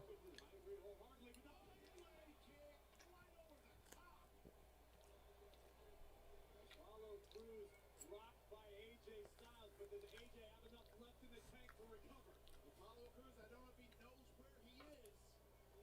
Exactly the kind of opening style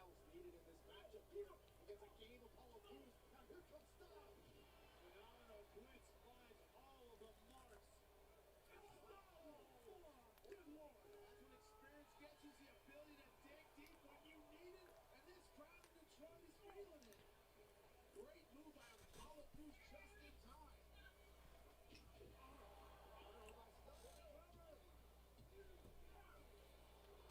Wow, a late kick out by Apollo Crews. That was close. But Apollo Crews is still in this. Styles has to maintain his offensive onslaught. Guys, we're getting closer and closer to the renewal of the vows of Miz and Maurice. This night is just getting better and better. What are you looking for? Styles lost it out. Counter sunset flip.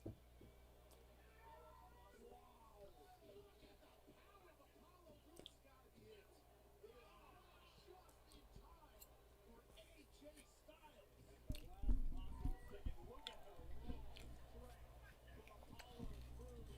Sit out powerbomb, very nearly knocking off Styles. Look, we're talking about the strengths of the giants like Omos and Commander Aziz, but Apollo Crews, unbelievably powerful.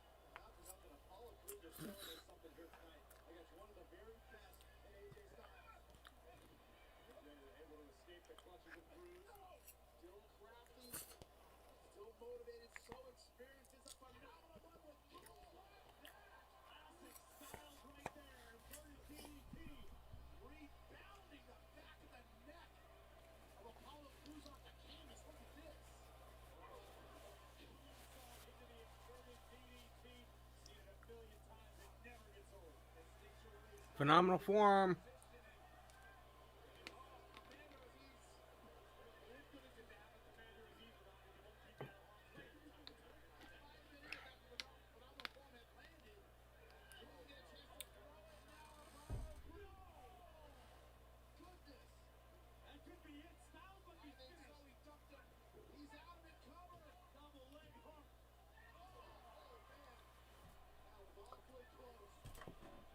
Look at the impact.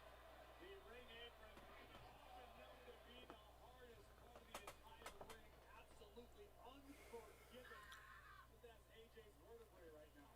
Both of these superstars absolutely spent. They have given it all in this match. And they both look like they could go another 30, 40 minutes apiece. These are two superb physical specimens doing what they do best. Who can draw, who can do more, who can draw the energy when they need it. Right now, it looks like Apollo Crews. For high impact offense in mind by Apollo Crews. Oh, yeah. Escape by AJ Styles. Crews able to land on his feet. Ooh. Insecurity knocking the fuck out of AJ. Right to the chin. One. He just jumped back 10 feet, Corey. AJ Styles missed a catastrophic landing. What a cover! And back through into the Styles clash. There's the Otis. Wow! Can he finish him? And he does! A huge win for AJ Styles. The holidays just got a little less happy for Apollo Crews and Commander Aziz, but a hard-fought win. Oh no, get out of there, AJ! Well, that's exactly what the veteran AJ Styles does. He's no fool. Never, under any circumstance, bet against the phenomenal one. And tonight was just the latest example as to why. Crews fan is obviously frustrated with the loss of Apollo Crews. What a shame.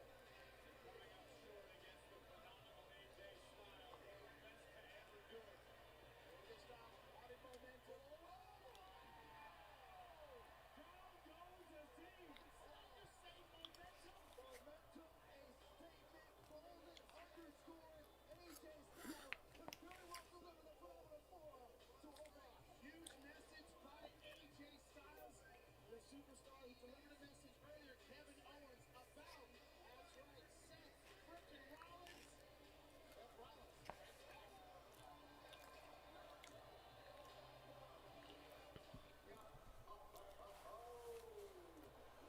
Classic Kevin Owens, trying to take all the credit. Well,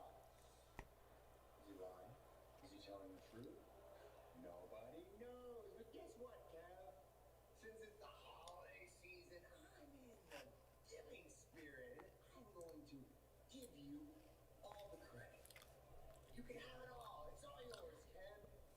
Because day one, I'm going to take what's rightfully mine. And that is the WWE Championship. Because even from afar, I am a visionary, a revolutionary, and I'm so freaking Owens.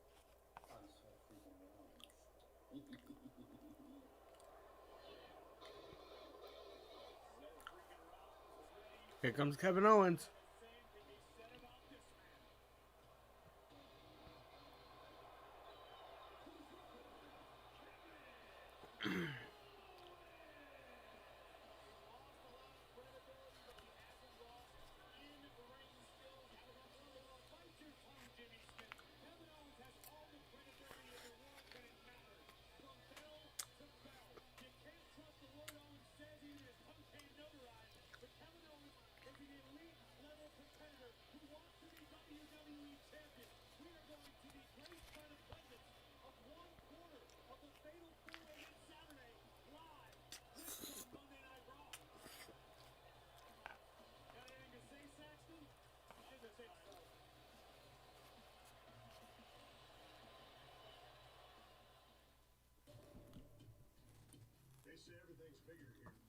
Did you guys hear WWE is gonna have Steve Austin at WrestleMania, and they want him in some kind of meaningful role, whatever that means?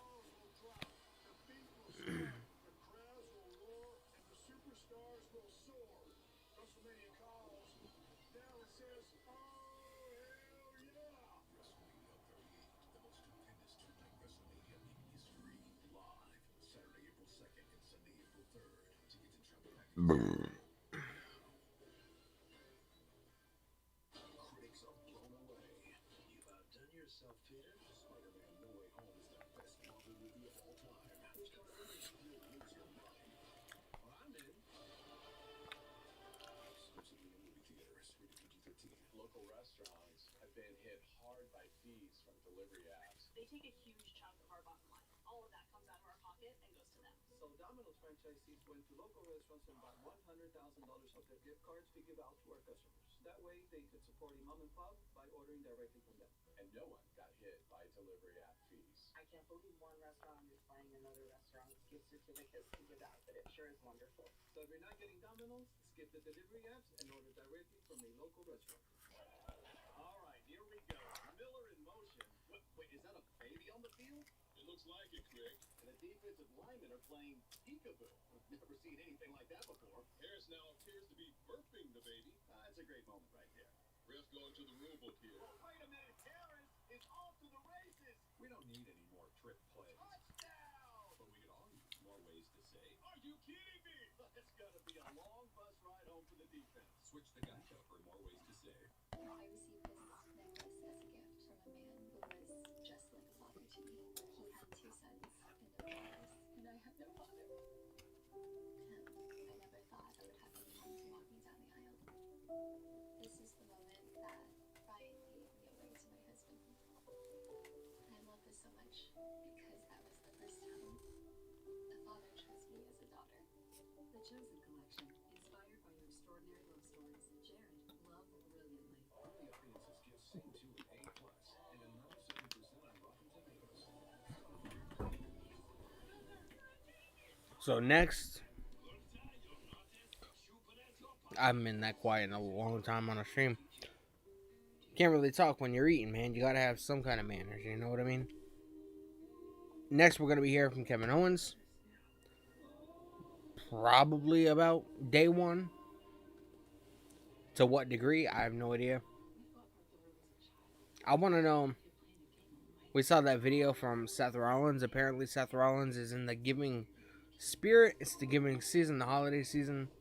So he wants Kevin Owens. He wants to give Kevin Owens all the credit. Whatever that means.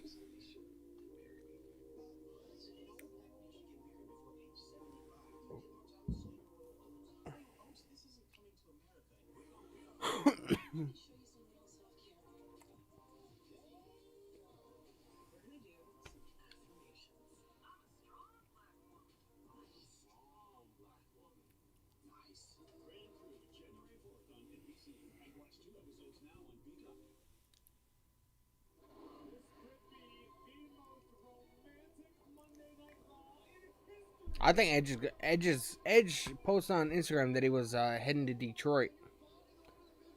Raw is in Detroit. I think he's gonna make an appearance during the wedding ceremony or during the vow renewal ceremony.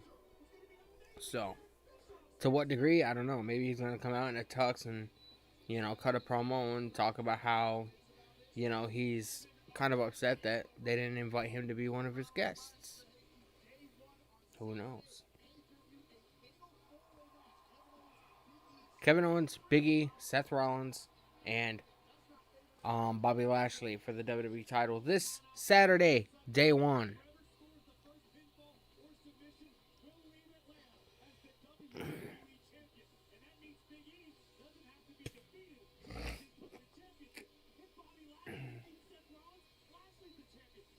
I feel like they did this to be able to squeeze all these guys on the same show. That's what I feel like. WWE doesn't really have too many fatal four-ways nowadays.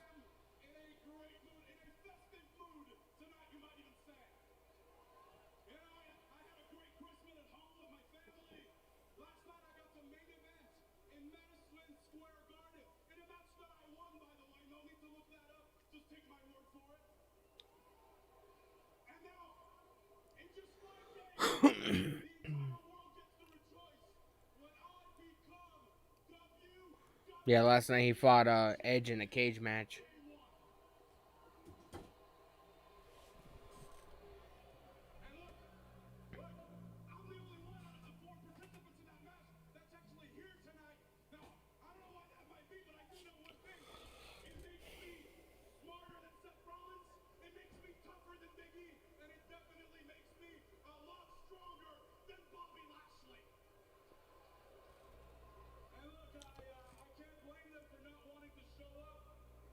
Come to a dump like Detroit, Michigan. Well, I thought it was important for me to be here and show everyone the example. Because at day one, they'll finally get a WWE champion they can be proud of. And look, you might think the odds aren't in my favor, right? Because it's going to be hard for me to become WWE champion. I have to survive a sudden death, fatal four-way match against three of the top performers in WWE. But let's think about those odds and let's think about what happened last week. Let's see. So first of all, Seth Rollins stomped Bobby Lashley's head right through those steel steps. I was an innocent bystander in all this, but that helps me out because if Bobby Lashley does show his face at day one, he's going for Seth Rollins, isn't he?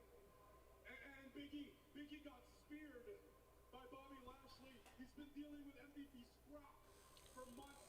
So if Big E shows up, He's talking about how the odds are in his favor going into the match of day one. Seth Rollins and I, we are like this right now. Like that. One mind, one heart, one soul. And that is because I created the perfect plan. I put it into execution perfectly. And at day one, that will make me your WWE champion.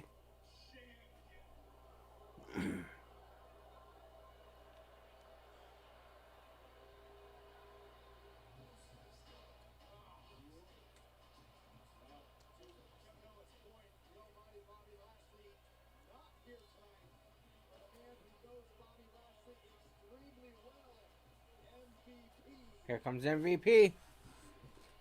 Let's hear what he has to say.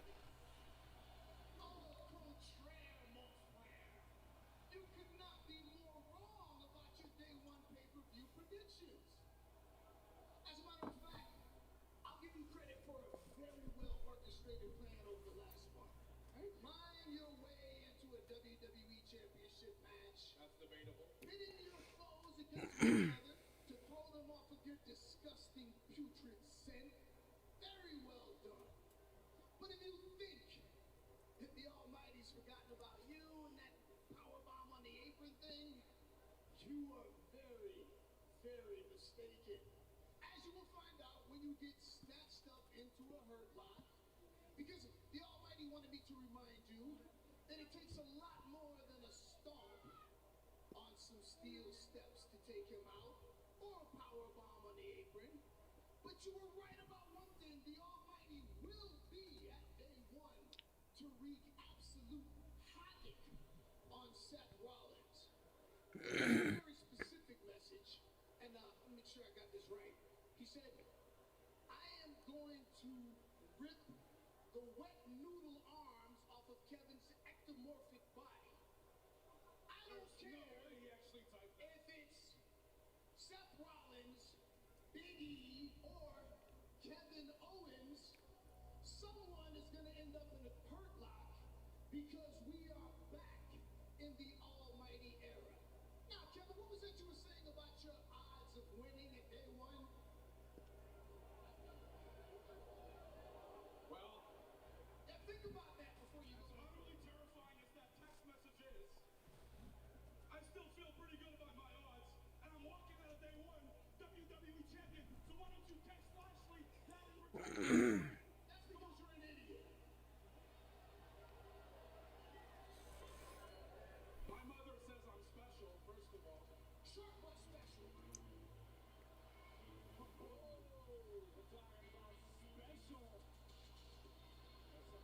Cedric Alexander, Shelton Benjamin. I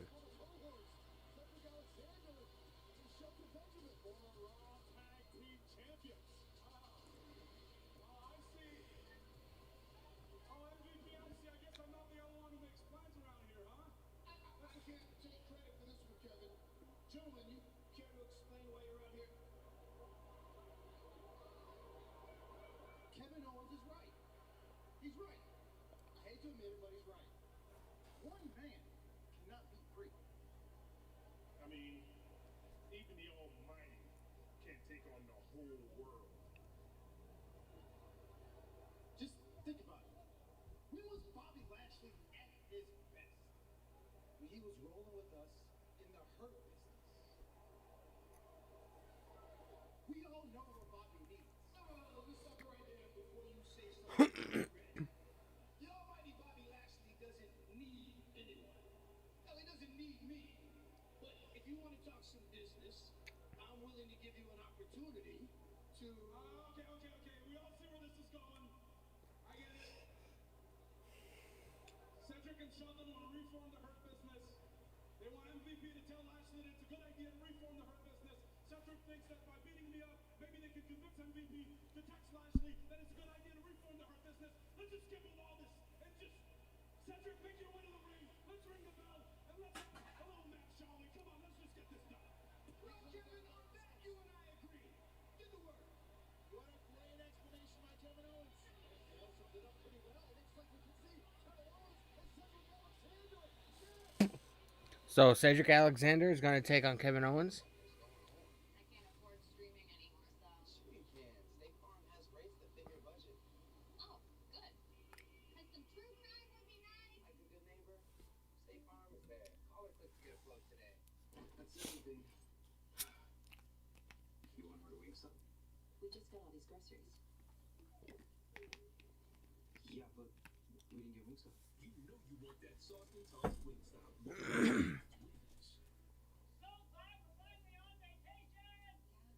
Like Kayak made it so easy searching hundreds of travel sites to find us a great flight. My ears still won't pop after the flight, but I don't even care. What? Kayak. Search one and done. They have the stupidest commercials nowadays, man. So, Cedric Alexander wants to reform the Hurt Business. And we're going to have a little match tonight. Cedric Alexander versus Kevin Owens. Farm has rates that fit your budget.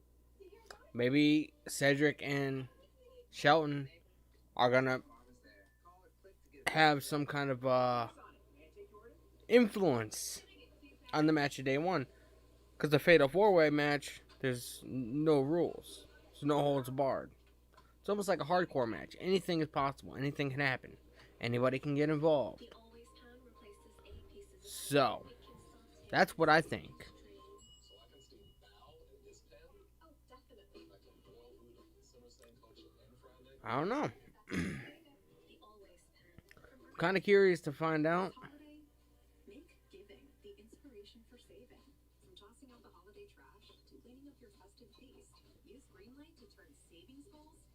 life goals. Invest in your best investment. Greenlight. I'm exceptionally proud to be a University of Maryland Global Campus alumnus because it's a talent I didn't think I could do.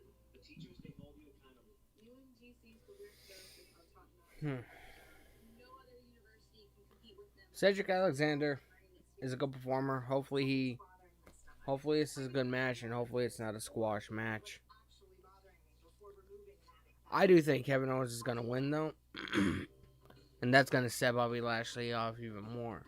Because of the fact that Cedric wants to reform the Hurt Business, but you can't even beat Kevin Owens. I mean, there's that, too. So, I don't know, man. I have no idea what's going on. All it is speculation. But I hope my speculations are correct.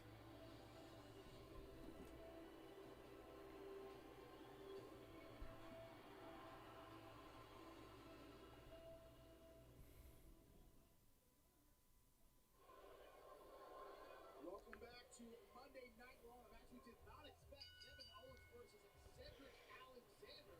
He has thoughts about the future of the Hurt Business and Bobby Lashley. Being graced by the presence of none other than MVP here at the commentary desk. MVP, welcome to ringside. Kevin Owens knocking Cedric down with an elbow shot.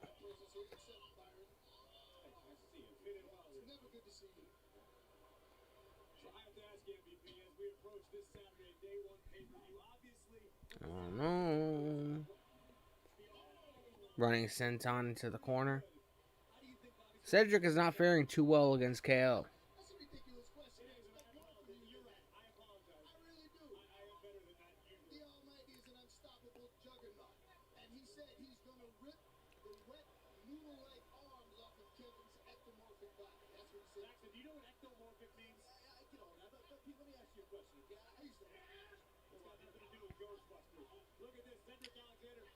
Oof.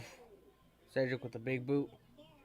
Close on knocking KO down, man. Right into the apron.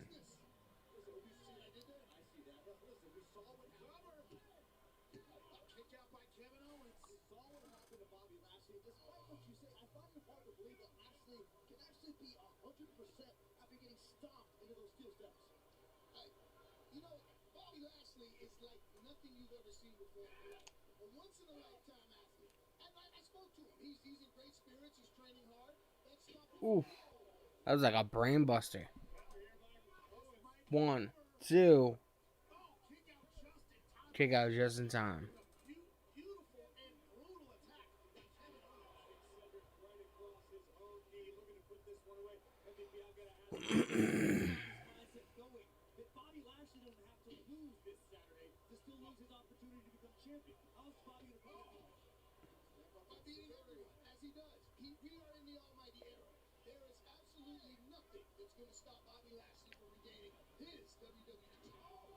God damn.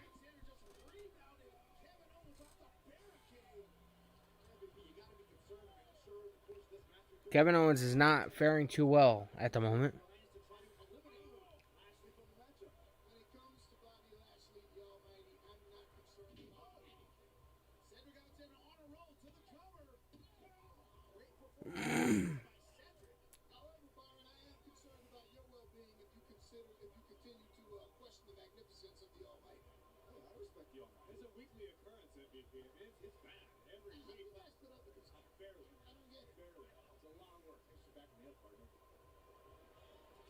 Oof, nasty clothesline.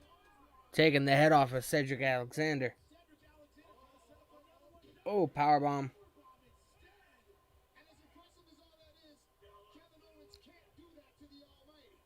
Stunner.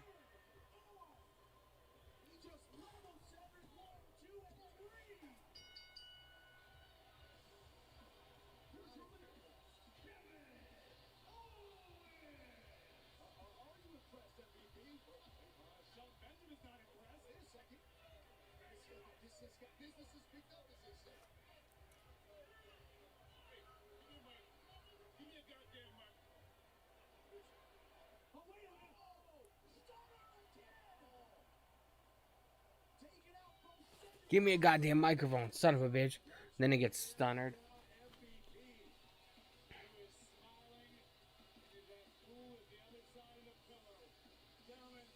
What reason do we have to doubt this man? We may be living in the almighty era once again. MVP's a man who controls his emotions. Someone not as good at that?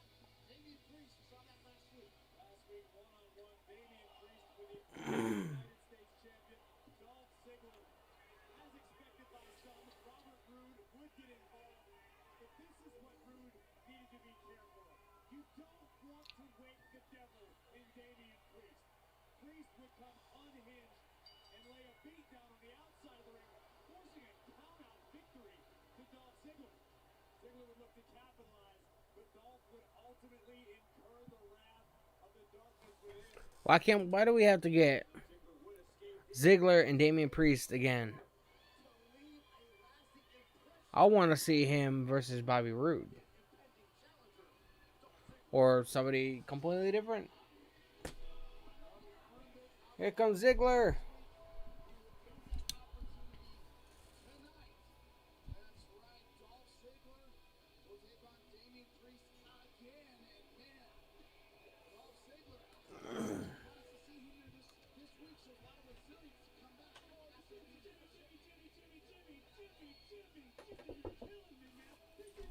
To show the world.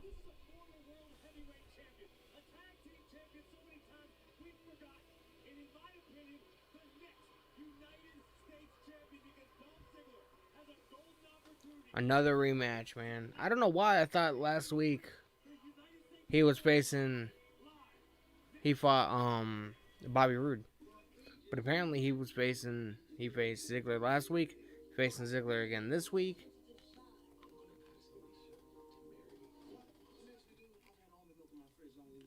Of course, after that broken arrow on the outside, Bobby Roode is more likely out of commission. At least for this week. Will he appear at day one doing something? Who knows? Who knows, man?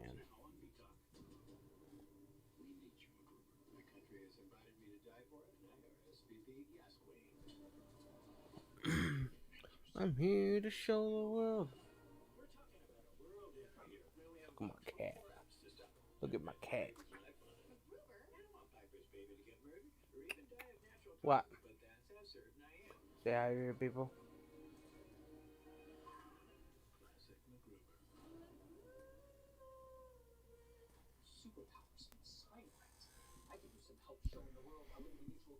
I'm here to show the world.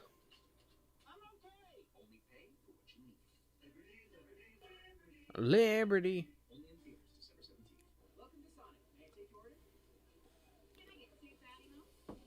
That was like a week ago, guy.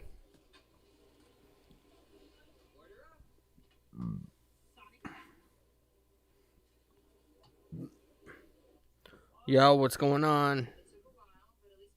Daniel. Welcome to the stream. I'm good, man. How are you?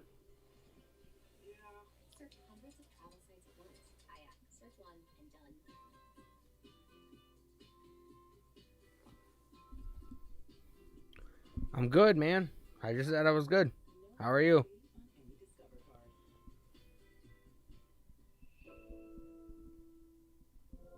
It's funny how you can order the same thing from childhood all the way to adulthood. The only difference is somewhere along the way. So there's no way Damian Priest is gonna lose to Dolph Ziggler. Especially a couple days before the pay-per-view. I don't even know if Damian Priest has a match at day one or not. I have no idea. I haven't looked at the card. I should probably do that, but that's good, man. I'm doing good too. Trust me, they saved the best chapter for last. I am the most famous person in the entire world. And I'm still broke. Experience the global phenomenon that has the whole world cheering. I mean, when you put it like that. Rated PG-13, now playing exclusively in movie theaters. Hey man, can I get in on this? Okay. I'm kind of upset. At the beginning of the show, I had said something about Damian Priest facing Dolph Ziggler tonight. And I don't know why, but for some reason I thought that he fought Bobby Roode last week. And that this week, or last week, he was going to face Bobby Roode or Ziggler. And then this week he was going to face Bobby Roode. But apparently it's a rematch.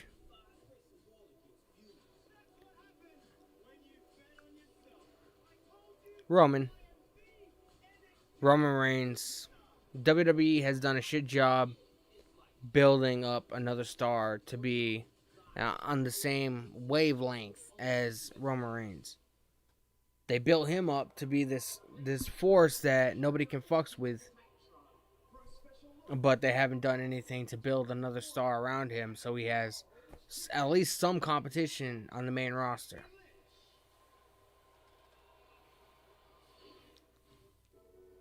I know who I've been. The youngest of 6 children raised by a single mom. A confused kid who couldn't find her way in life, with a dream in my head that I couldn't articulate to the world around me. Liv Morgan versus Big Time Becky Lynch for the Raw Women's Championship. That confused kid has grown into a confident woman who isn't afraid to fight for that dream. It won't be denied the moment she has waited her whole entire life for. Now we're seeing a promo package for Becky Lynch and Liv Morgan, which I believe is taking place at day 1. She's talking about she was a confused kid from a single mother.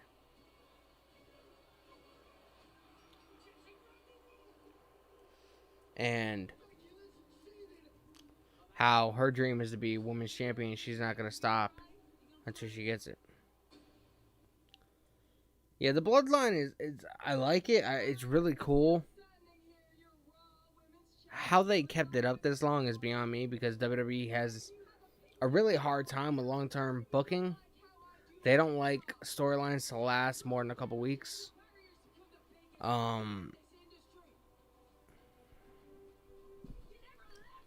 don't even know, man. I don't even know who's on the card or not, to be honest.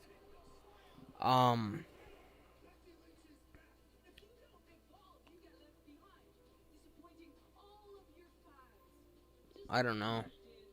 I always thought, man, like, if Roman does lose the title at day 1 on Saturday, he could possibly go to the Royal Rumble and win it to get his chance, and then him and Brock Lesnar could have a match at Mania. But I don't know. I don't even know if I want to see that. I don't know if that'll be a good match or not. I don't know. Royal Rumble's not till February, so I don't think, unless it's later on in January. But yeah, man, it really is anybody's game. I have no idea. I don't.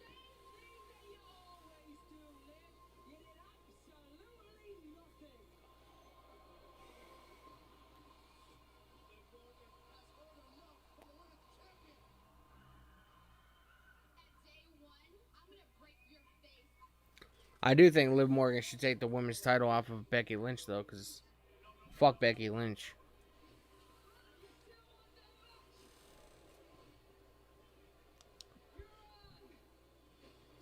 But anybody that's here, man, that's new, please subscribe. Turn on the bell for all notifications. I'll be live tomorrow night, possibly. I'll be live Wednesday. More than likely, I'll be live tomorrow night, too, for NXT, because I won't be live Friday for SmackDown, because it's not an actual SmackDown. They're having like a highlight show type thing, so no need to watch that. I will be live again on Saturday, so we'll be here watching day 1 together. Should be good.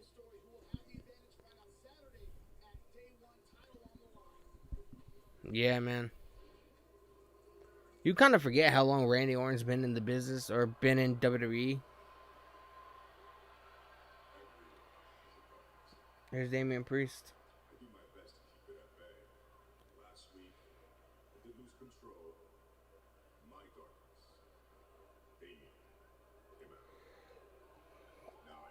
enjoy planting Ruth's head right into the floor, even if it went too far and cost me the match. The fact is, I'm disrespected. That blind rage will take control, and there's not a damn thing anybody can do about it. Now, that same rage could hurt me against someone like Dolph Ziggler. Stone Cold's supposed to be at WrestleMania this year. They want him in some kind of meaningful role, not a wrestling role, but they want him. They want him to do something that's very. I don't know.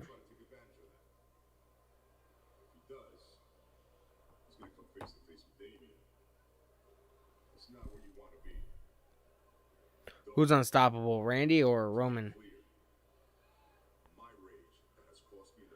Randy, I wouldn't say he's unstoppable. I will make sure that my United States Championship stays exactly where it belongs. And Dolph Ziggler, how can you not be just a little bit rattled by the potential blind rage you can see from Damian Priest? Because you're Dolph Ziggler. Dolph Ziggler knows what it means to sit at the top. There's Damian Priest.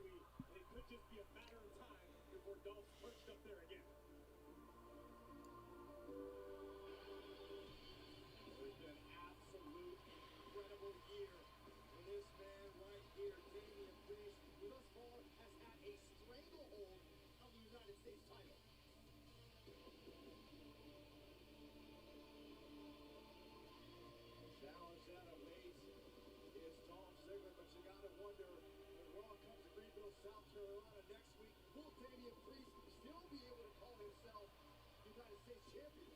Priest has shown an impressive ability to stay calm under pressure, but as we just witnessed a few moments ago from last week, when Damian comes out to play, that does not bode well for Priest's opponents or his championship chances. Priest be able to control his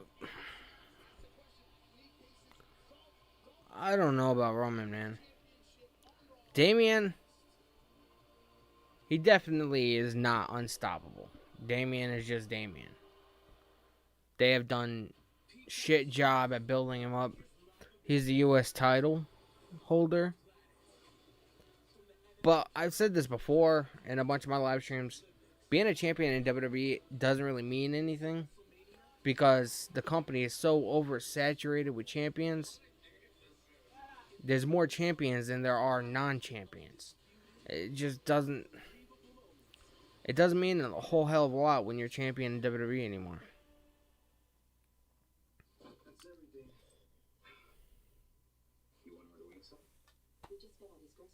Ronda Rousey, I think, is either pregnant or she had a baby not that long ago, I think. I know that's why she left WWE is because her and her husband wanted to have a baby. So, I don't know about that one, man. I mean, I wouldn't rule it out as a possibility. But, who knows? We only have a half hour of Raw, man. They're just talking and, you know, interacting with you guys have made this time go by extremely fast. The only sad part about it is to know that the very last thing that we're going to see on Raw is Miz and Maurice's vow renewment ceremony, along with Eric Bischoff. The only thing that's going to save it is Edge. Apparently she's still under contract, but she just left. I know she wanted to have kids or have a kid with her husband, which is why she left after the match at WrestleMania, which is why she agreed to drop the title.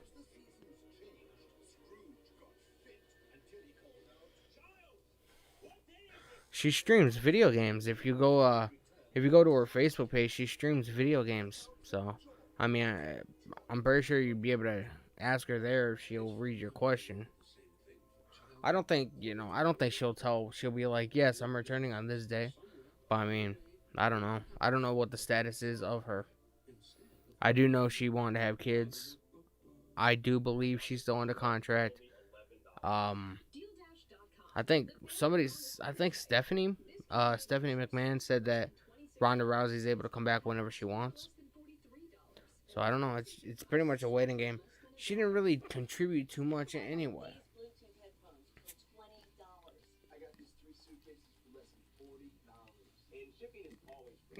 Although,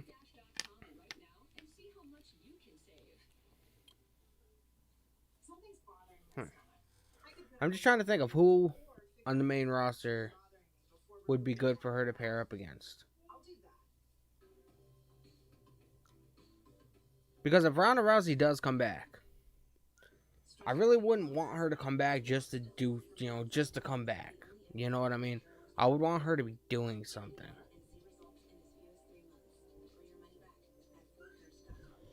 I don't know. Yeah, she'll definitely be returning at some point. But it could be this year. It could be next year. Could be 4 years from now. Who knows? I don't think it'll be too long.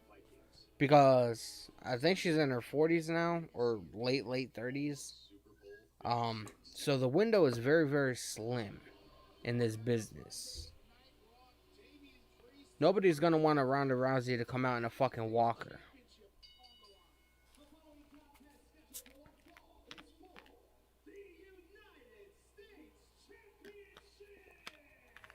Here we go. The announcement. The United States Championship's on the line. Everybody knows Damian Priest is going to win this. It's a very predictable outcome. But I hope at the very least I'm entertained. That's the only thing I ask for.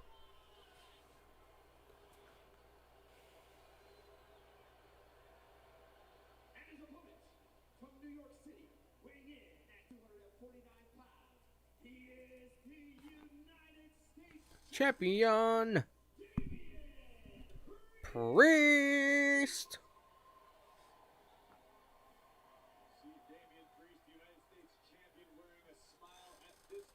I'm at 241 subscribers, man. It's fucking awesome.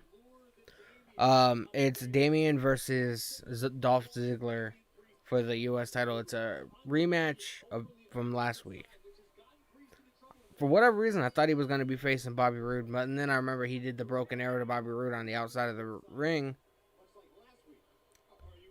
So Bobby is apparently out of commission for at least this week. I don't know if he'll be at day one. I don't know if he'll be on Raw next week. But that if you watch the replay of last week, man, that shit fucking that landed.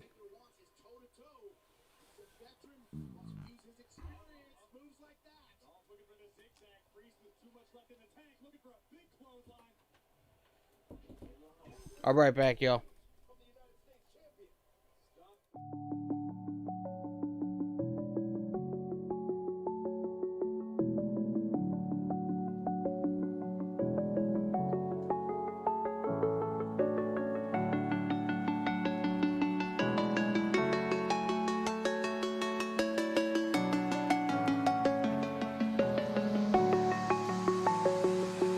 I'm alone, I'm a broken home. I gave you all the bricks that I own and know.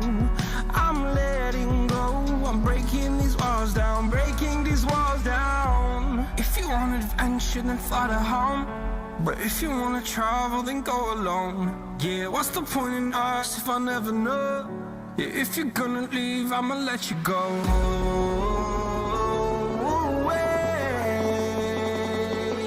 I'm tired of the pain. Go away.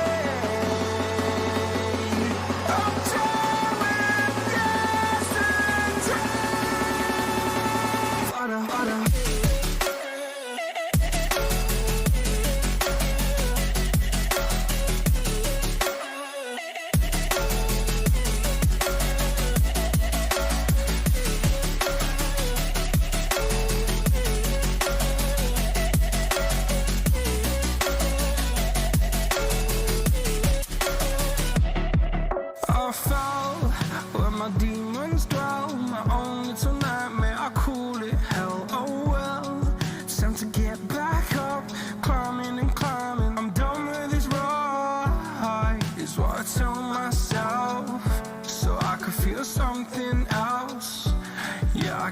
had my bad days, but it doesn't mean I lost my style. Darling, where were you when my heart was on the ground? I thought time would prove that you would stick around. Back, yo. Had to talk to my wife.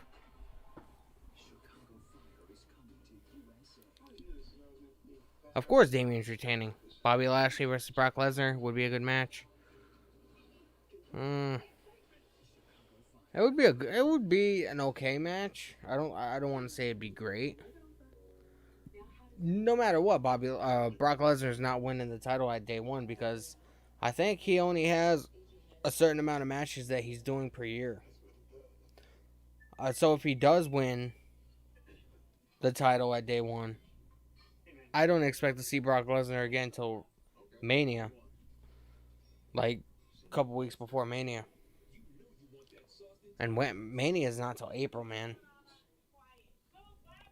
So I don't know. I'm trying to think. Has I know Lesnar came in 2002. Lashley came in 2005, 2006. I'm trying to think. Have they ever had a match together? I'm rather curious. I don't know if Lesnar and Lashley have ever had a match together or not. But yeah, Damian Priest is definitely going to be retaining the title. No question. So I don't know.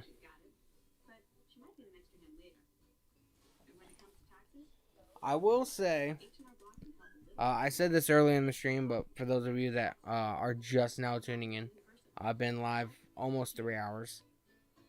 The build for day one is a lot better than it was for Survivor Series. Survivor Series, I didn't know what was on the card until probably like a week prior. The build for Survivor Series has been the weakest wrestling build in recent memory. So I will say the day one build is a lot better. They're building up the stories, building up the feuds. I do think that one, I like the fact that Brock Lesnar supposedly, fired Paul Heyman. But does that mean he legitimately fired him though? Like, what I was saying earlier and what I was thinking is speculation, because it's all speculation. Nobody's gonna know until Saturday. And I will be live on Saturday, and I hope you guys tune in. I hope you guys join me.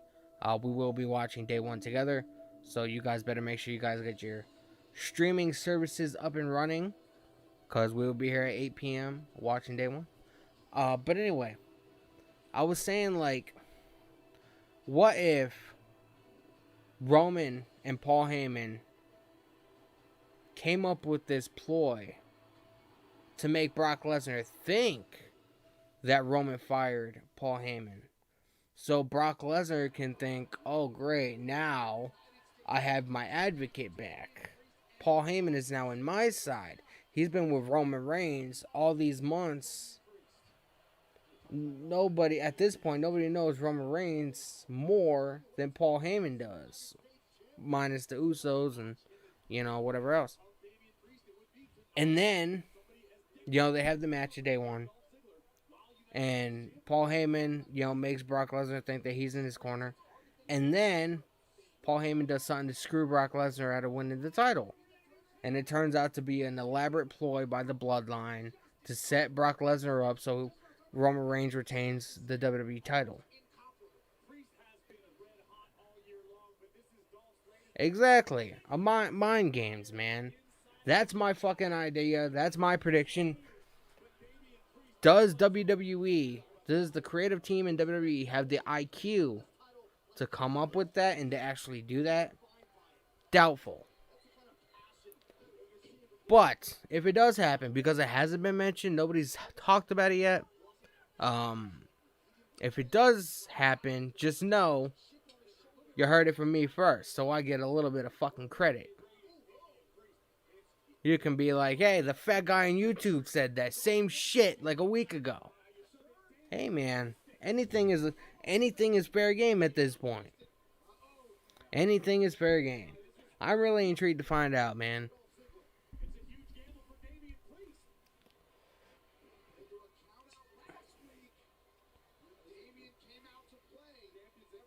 Dolph Ziggler looks like a wet noodle walking around.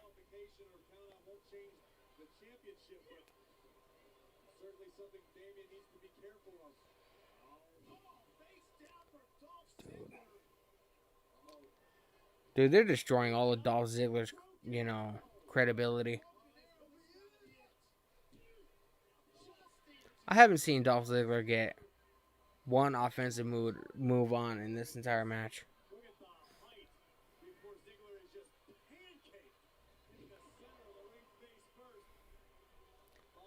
To be honest, I would actually enjoy Kevin Owens winning. Kevin Owens has been champion before, but I feel like his title reign was short-lived. And with him being heel, I feel like he'd be a really entertaining champion. He'd kind of be like the Eddie Guerrero, you know what I mean? Like, lie, cheat, I steal, You remember when Eddie Guerrero was champion, he'd throw, like, the referee would be distracted and he'd, throw the chair or the title belt to the opponent, and then he would lay down and pretend that his opponent fucking beat his ass. That's what I think. Like, I would, if, not saying Kevin Owens should copy that, but if Kevin Owens did certain stuff like that as champion, I think it would be really entertaining to watch. I really like Kevin Owens. I think he's good on the microphone. I think he's good in the ring. Yeah, I think he's fucking hilarious. Like, the dude he has a lot of charisma. He's funny. Like, I would not mind if Kevin Owens won at day one. That's just my opinion. Will it happen? Like I said, who knows? I do not work in WWE. I don't know anybody that works in WWE. I'm not part of the creative team. I just know what I would like to see. He just slapped the fuck out of Damian Priest. Damian Priest going fucking crazy.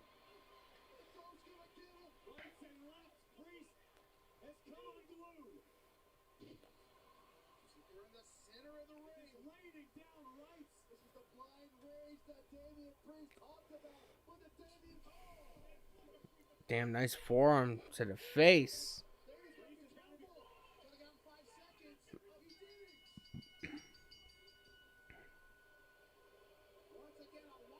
Damian Priest got disqualified again.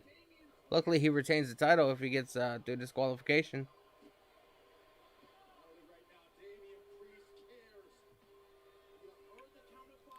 Damian Priest just wants to fuck him up, man. He doesn't care.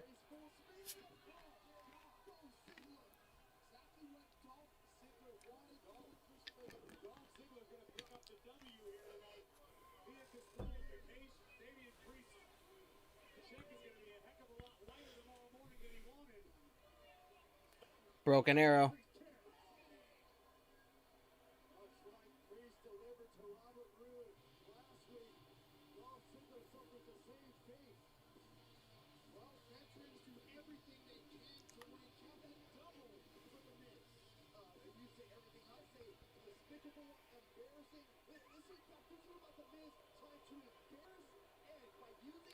Two weeks ago, man.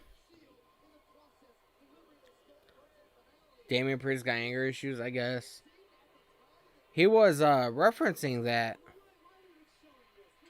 during the promo before the match. He was saying he lets his anger get the best of him sometimes. So that might be an angle they're going for. Maybe Damian Priest is going to turn heel and he's going to be, kind of like Gene Snitsky. Remember that? He'd fucking severely hurt people or try to. And he'd be like, it's not my fault. You know what I mean?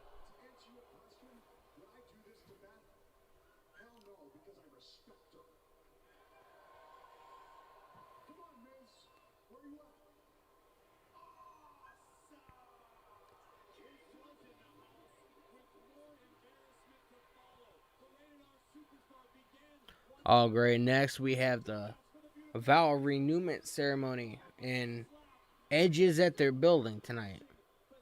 Edge posted on social media today that, you know, he was on his way to Detroit and he ended up having to face Kevin Owens last night in a cage match at a live event at Madison Square Garden. So Edge is at the building tonight.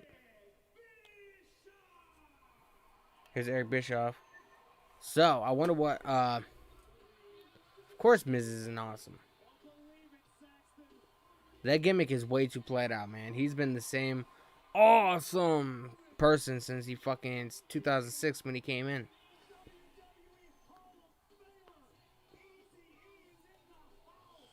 Here's Eric Bischoff.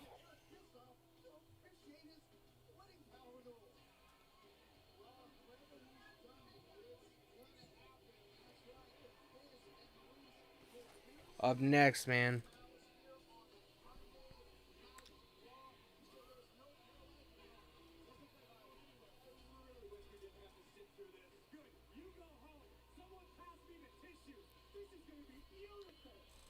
WWE posted on their Instagram account earlier today and was like, it was a video of the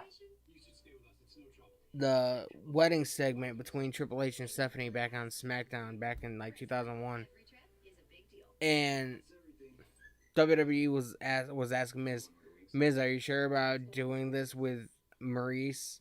WWE doesn't really have a great track record when it comes to weddings or something like that. I just found that fucking hilarious. So you know some shit's about to go down tonight.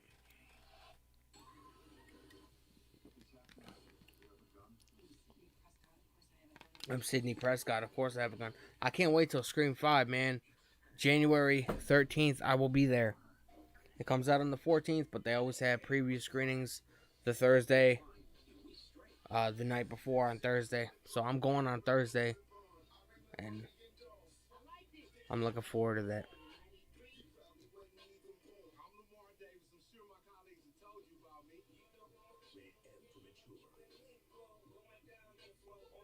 I might stream that. The new, what do you call it? The new DLC for, GTA. I have GTA on my computer, so I might stream that. I don't know. I don't know. I don't know.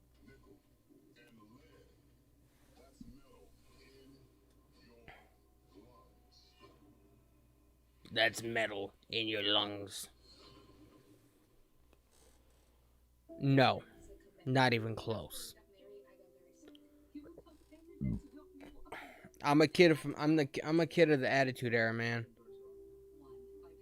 You know, Rock, Austin, Triple H, China, fucking the Ministry of Darkness. Like I'm a kid from that era.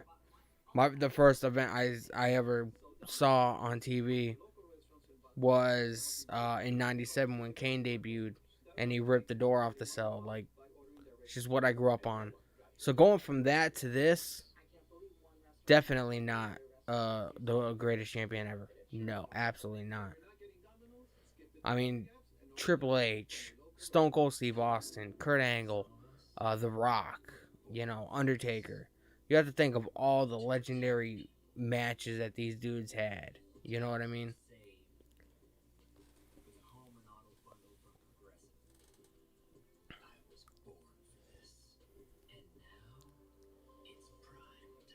Hey man, family helps family. That's all I can say about that.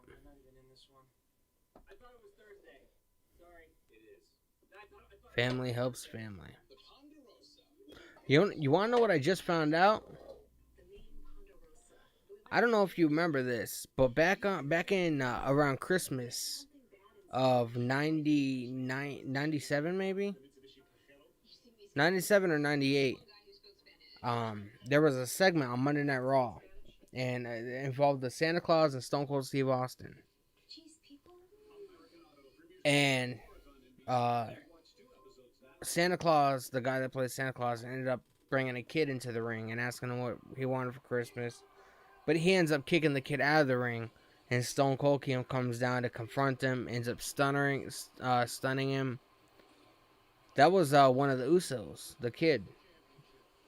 I think somebody said it was Jimmy, but that's one of the Usos. So he made his first WWE appearance as a kid in 1997.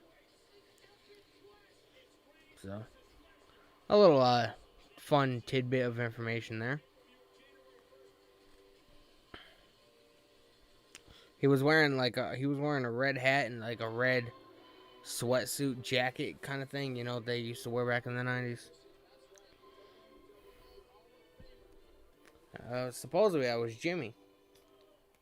It is truly great to be back in a WWE ring. Undertaker is definitely one of the greats, man, no doubt. I don't know, man. Everybody from the Attitude Era was so fucking good. It's, you know, it's like picking what your favorite child is. You know what I mean? When you grow up in that era, I'm so mad that I was so young at the time. I didn't respect it enough. You know, I didn't appreciate what it was. No, Omos never showed up. So AJ Styles fought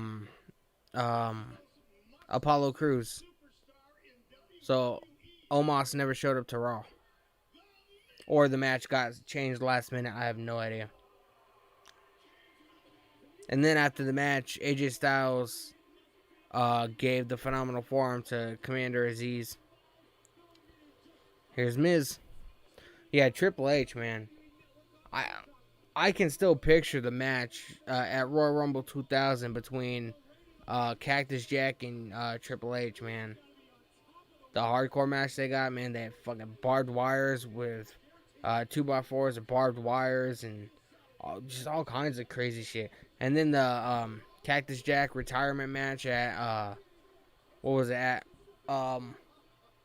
No Way Out 2001, I think, where Triple H back body drops Cactus Jack. He falls through the cage and then, like, literally, like, makes the ring implode. Like, come on. Watching that stuff and then watching this stuff, man, it makes you a little sad. But at least we have that stuff to look back on, you know? And you would think that with enough time that passes, it'll be like, and you watch those old episodes of Raw and SmackDown, it's almost like watching it for the first time, because I was like 9 years old, 8 years old when that stuff was on. I couldn't watch it all the time.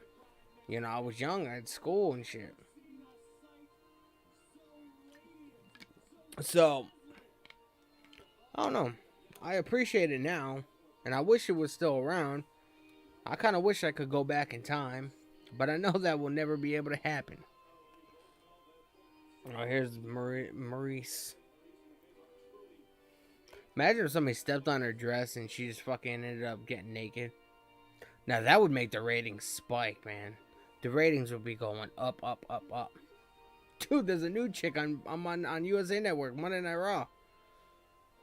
You know how many people would fucking change the channel to Raw?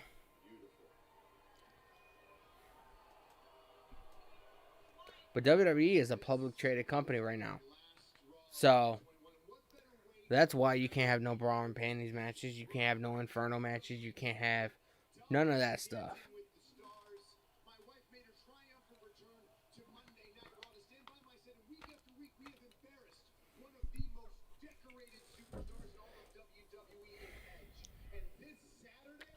Rusev didn't become good until he became Miro in AEW. WWE had no idea what to do with Rusev. Batista was good. I loved when he was teaming with Eddie Guerrero. Remember, they would fucking go down to the ring in the fucking lowrider, and fucking Batista would just be fucking like, what the fuck is going on?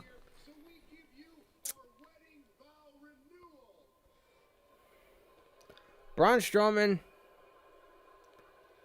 I liked when he flipped over the semi-truck. That's like one of the main memorable moments that I remember from him.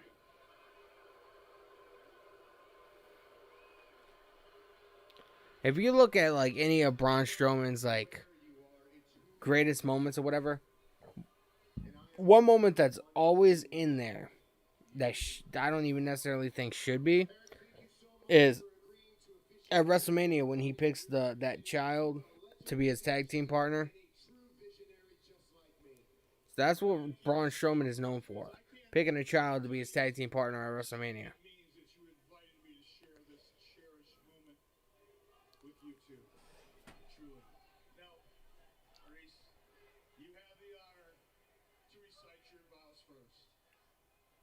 Michael, the first time I met you 15 years ago, I knew right there and then that you were the man of my dreams.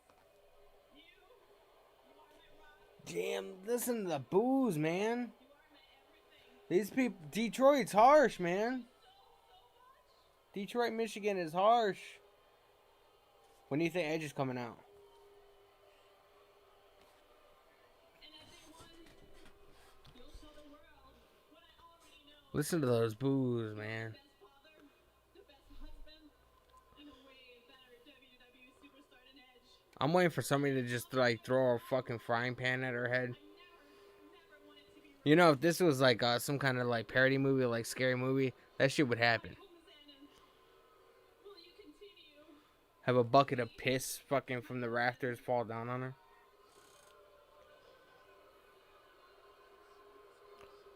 Who, Ric Flair or Charlotte? Charlotte I can do without. Fuck Charlotte. Ric Flair, I didn't start watching him until WWE. I loved the feud between him and Taker back in the day. Remember when Taker went to the old training facility in Connecticut and he beat the fuck out of one of Ric Flair's sons?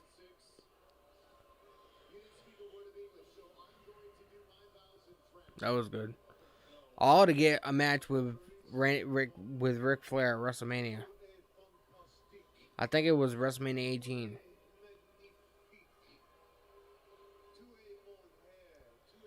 Oh my god. This is so embarrassing, man. Oh my fucking god. This motherfucker is an embarrassment. I'm gonna do it in English. Maurice, you are intelligent, you are beautiful, you were a perfect role model to our little girls. If I was a woman, I would want to be you.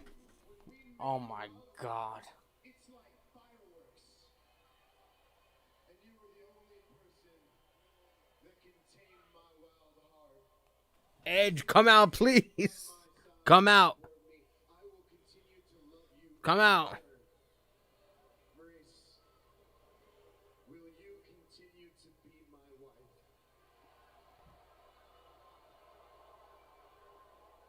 When my hair goes up, your mouth goes shut.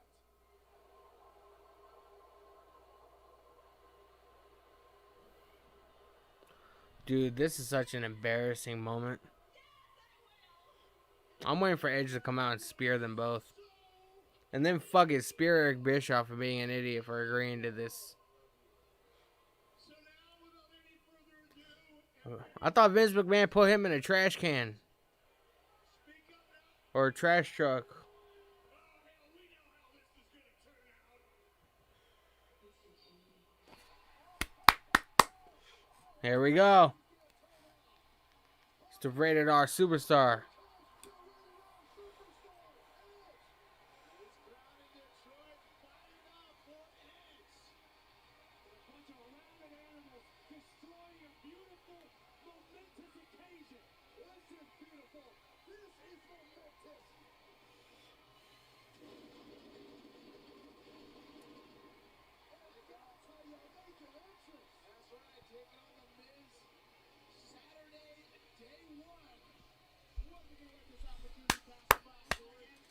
Edge, man. I know. Alter Bridge is sick, man.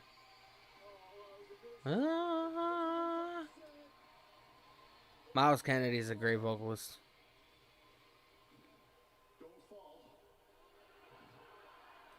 That's not the name of the song, but yeah, I know what you're saying. I don't even know how to pronounce it. It's like Mangulius or whatever. I don't even know how to pronounce it.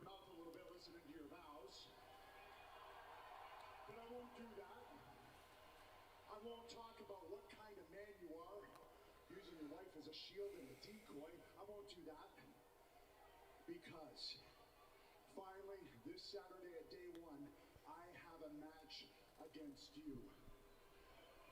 And I am going to beat your ass.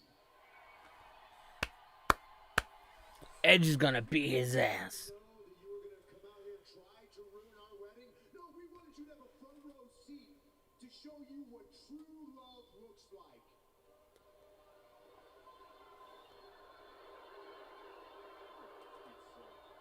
Watch Edge just fucking up Chuck. Okay, get a room.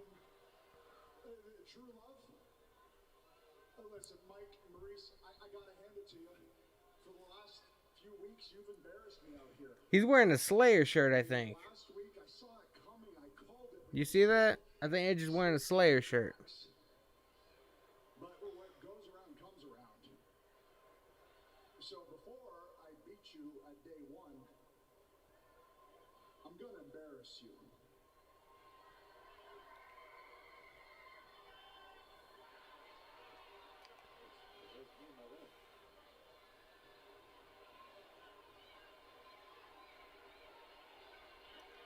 What are you doing? Stop!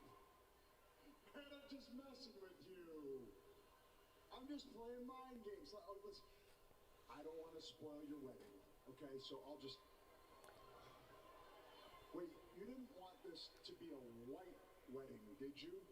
Oh my god, what's gonna happen?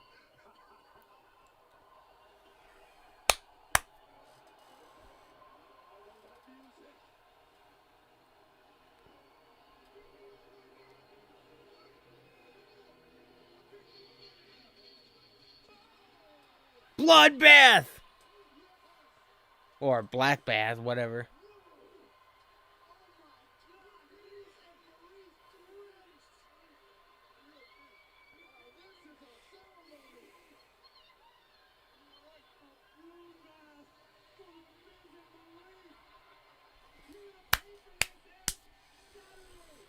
Oh, he went to confront Grayson Waller, apparently.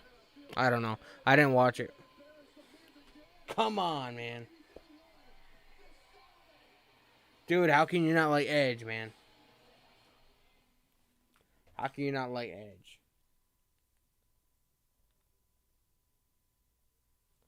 Oh my god, man.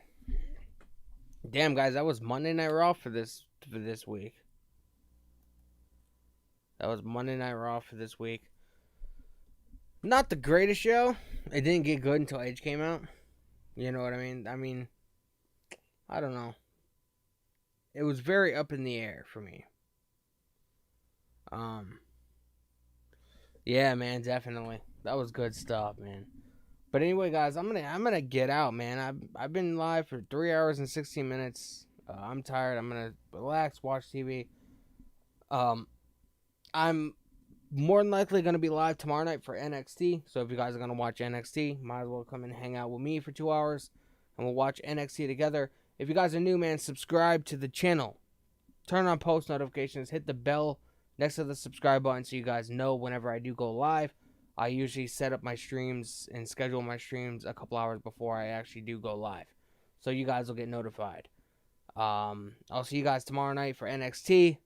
We have NXT tomorrow night. Wednesday we have Dynamite, and then I'm off until Saturday when we'll be here to watch day one, man. So I hope you guys come back, hang out with me. It was a good night. A long 3 hours. Like, watching this, I know you're new, man. Well, hey, man, I don't care if you're new, if you've been here for a while.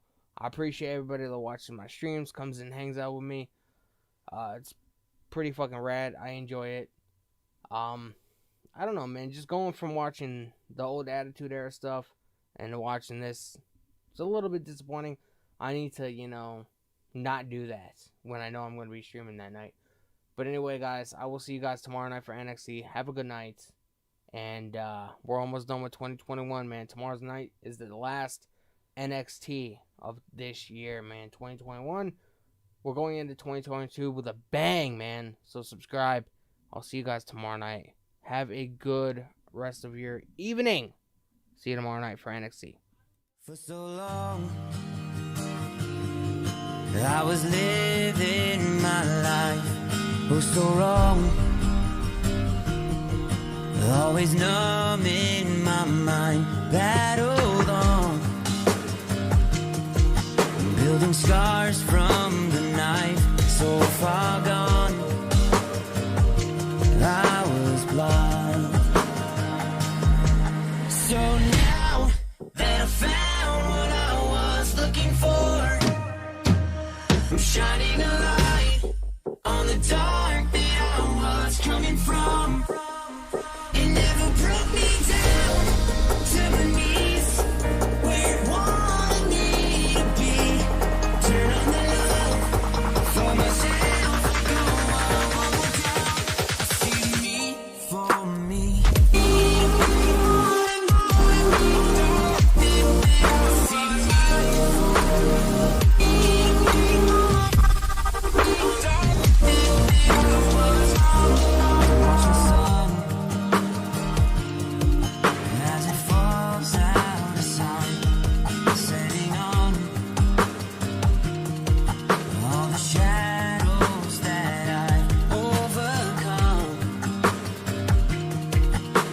Stars